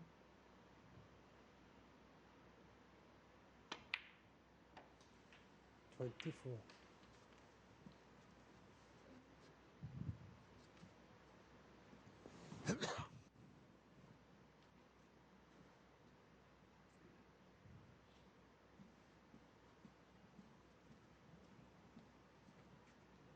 And now the first big shot of the break.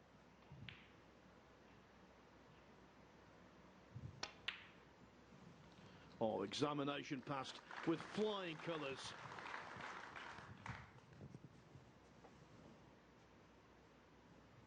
$29.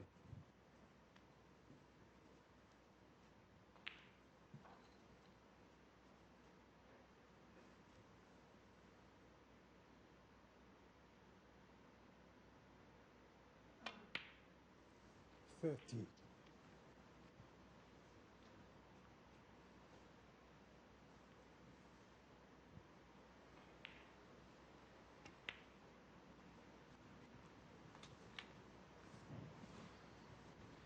This is what separates the greats 36. from the good.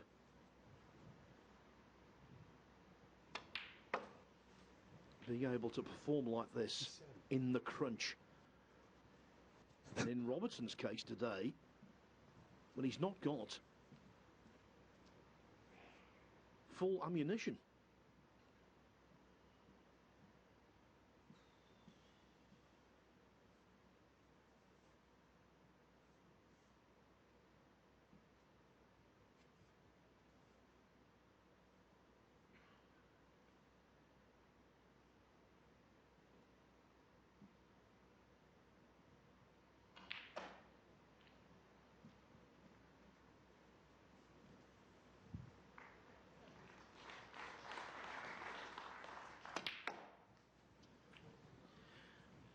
As soon as he saw the cue ball come to rest, he was a little concerned he'd not got enough angle, but I think he's just about okay. He's on the red to middle.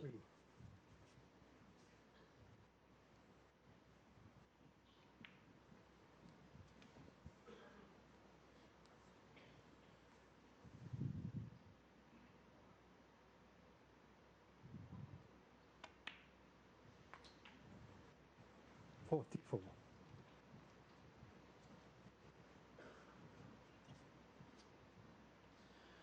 Putting every last ounce of concentration into this run, into this contribution that could transport him into the last four.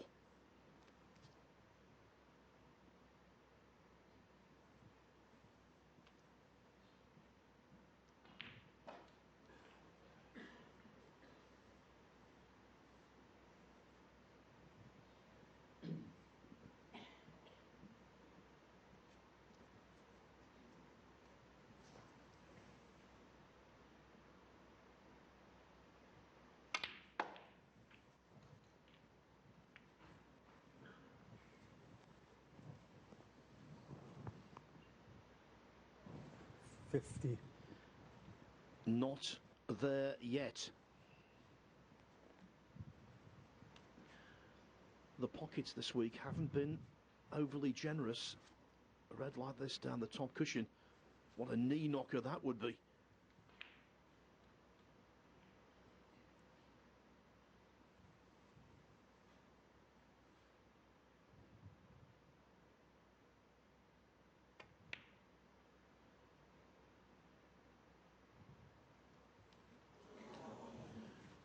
That was no bargain either.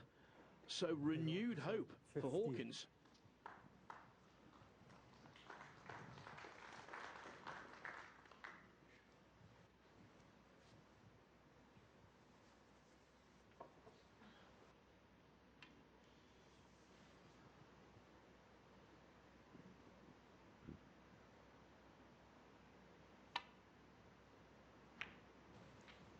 One. Robertson would love to see a colour or two awkward on a cushion maybe. When this brown goes in, they're all going to be pretty much on their spots.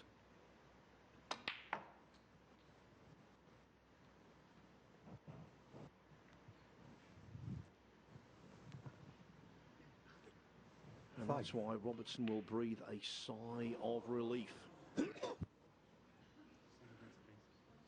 Yes. Hawkins catches that red a little fuller. It could be very different indeed.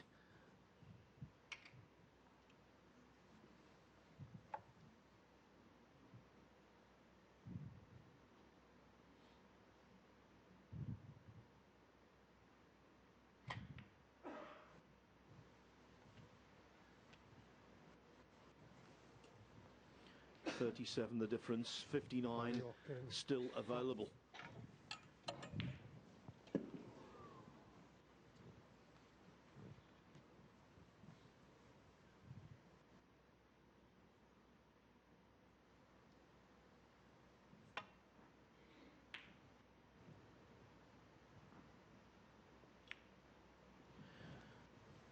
Well, there's one of his wishes come true. The yellow knocked off its spot towards the ball cushion. That's a far greater help to Robertson than this man.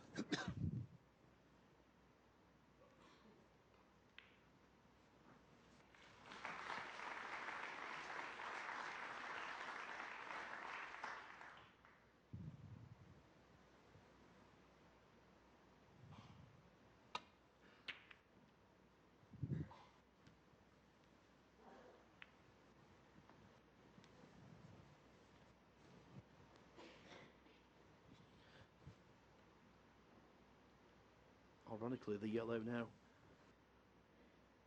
a little awkwardly placed in terms of queuing for the Aussie.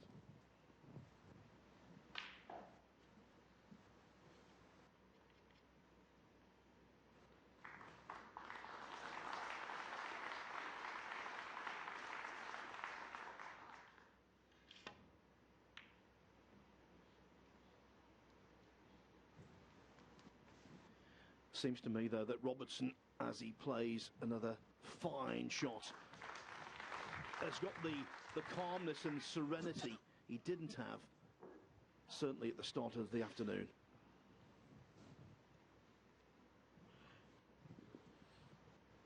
And that could be the beginning of the end.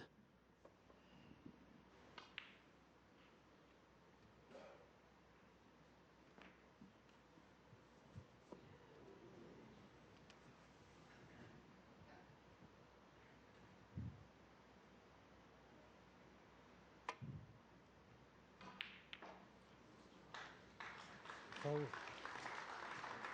a miss. 5. We won, so. As Hawkins left a free ball.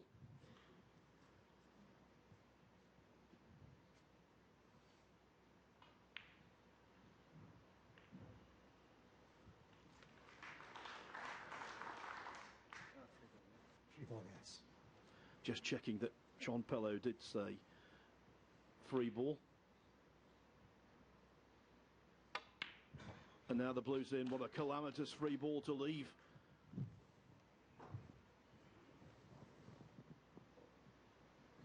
One.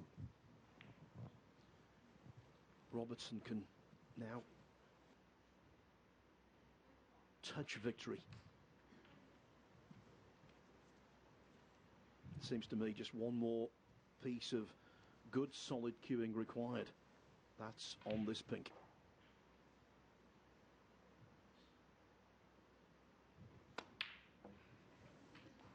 It wasn't clean into the pocket.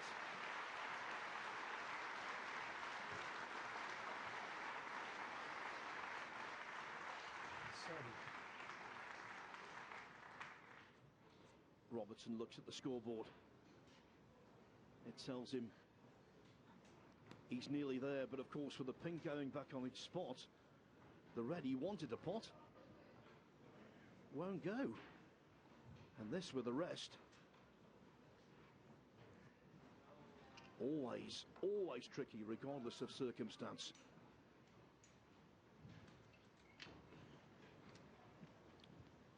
$49 to the good, so he needs a red and any colour to leave Hawkins requiring a snooker.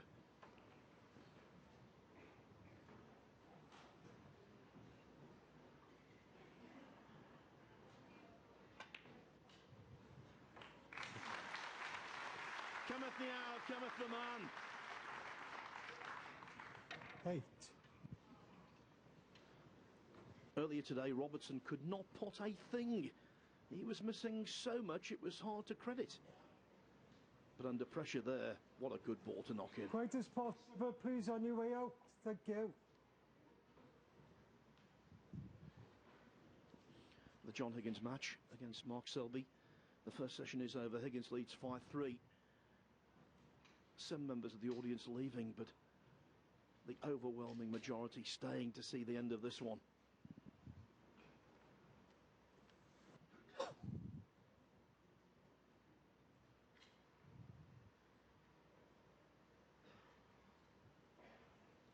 Either brown or yellow will leave Hawkins needing a snooker.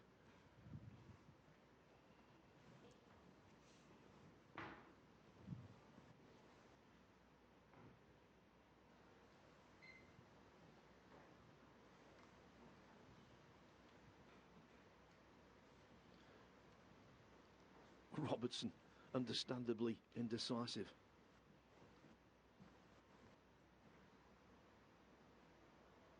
But the more he waits, the tougher the pot will be.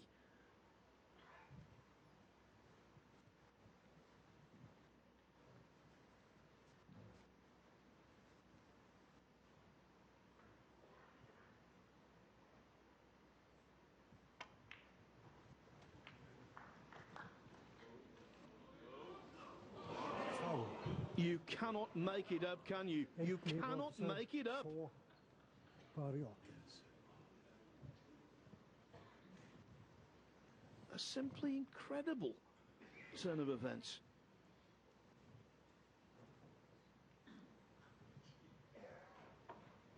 New life for Hawkins.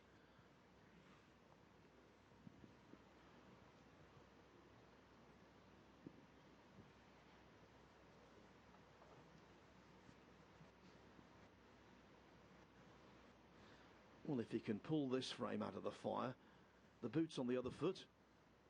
It will be Robertson who will go into the decider, shaking his head in disbelief.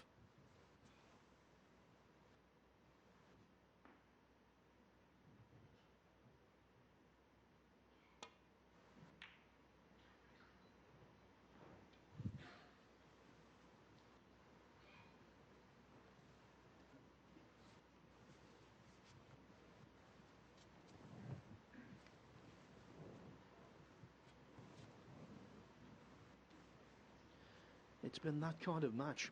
You just suspected there would be some kind of twist in the tail.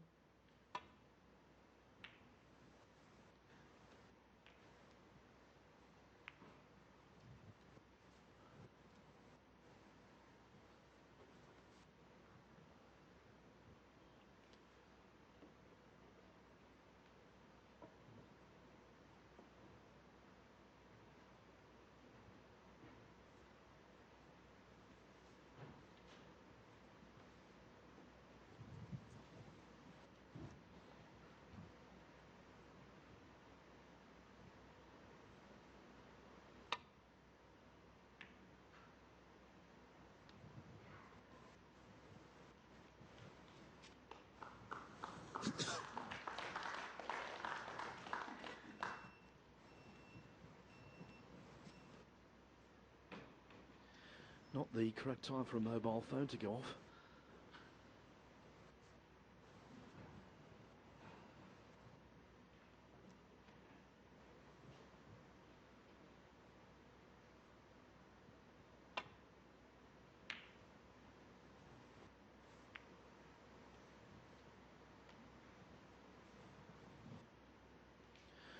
Well done from Robertson, bringing the cue ball into that segment of the table, returning the compliment.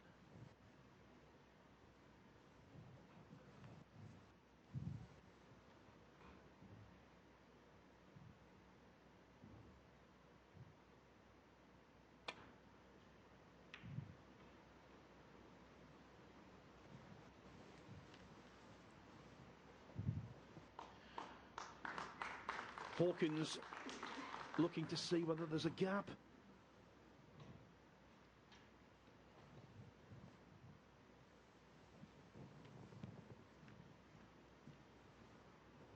Talk about tense and dramatic.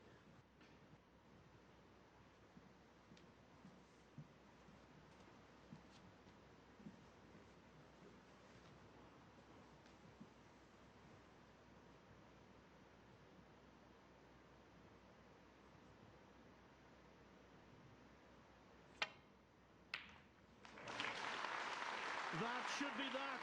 You know, in this match, the normally brilliant potting from distance of Neil Robertson hasn't been up to scratch. But when he needed it there, it came to the fore. Lucky again for Hawkins that Robertson's not dropped on anything. But he is 47 ahead with 43 on, and the snooker follows.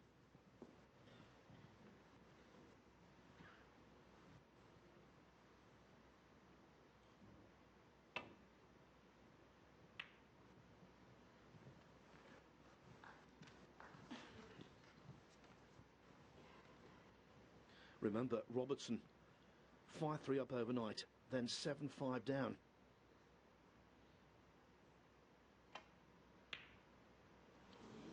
A little later, 8-7 down. And now just trying to apply that last piece in the jigsaw. 33-minute frame.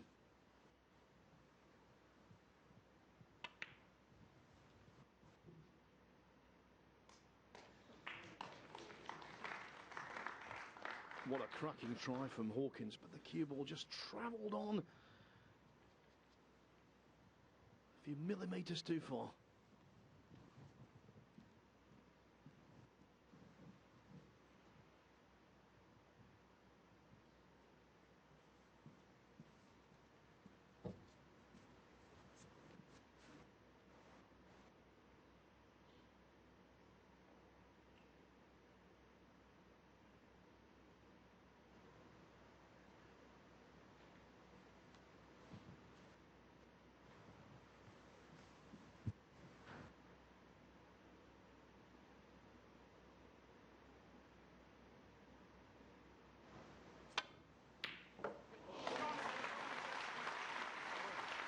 When required,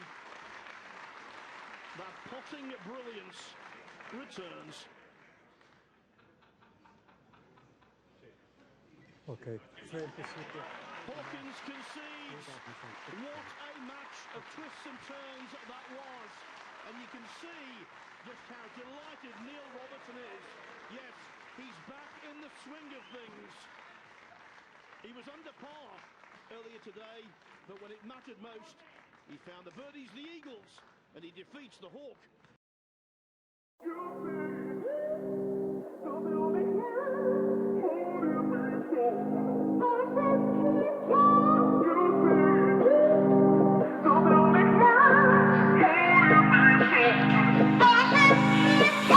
Shoot тебя каждый день, ищу тебя каждый день, ищу тебя каждый день.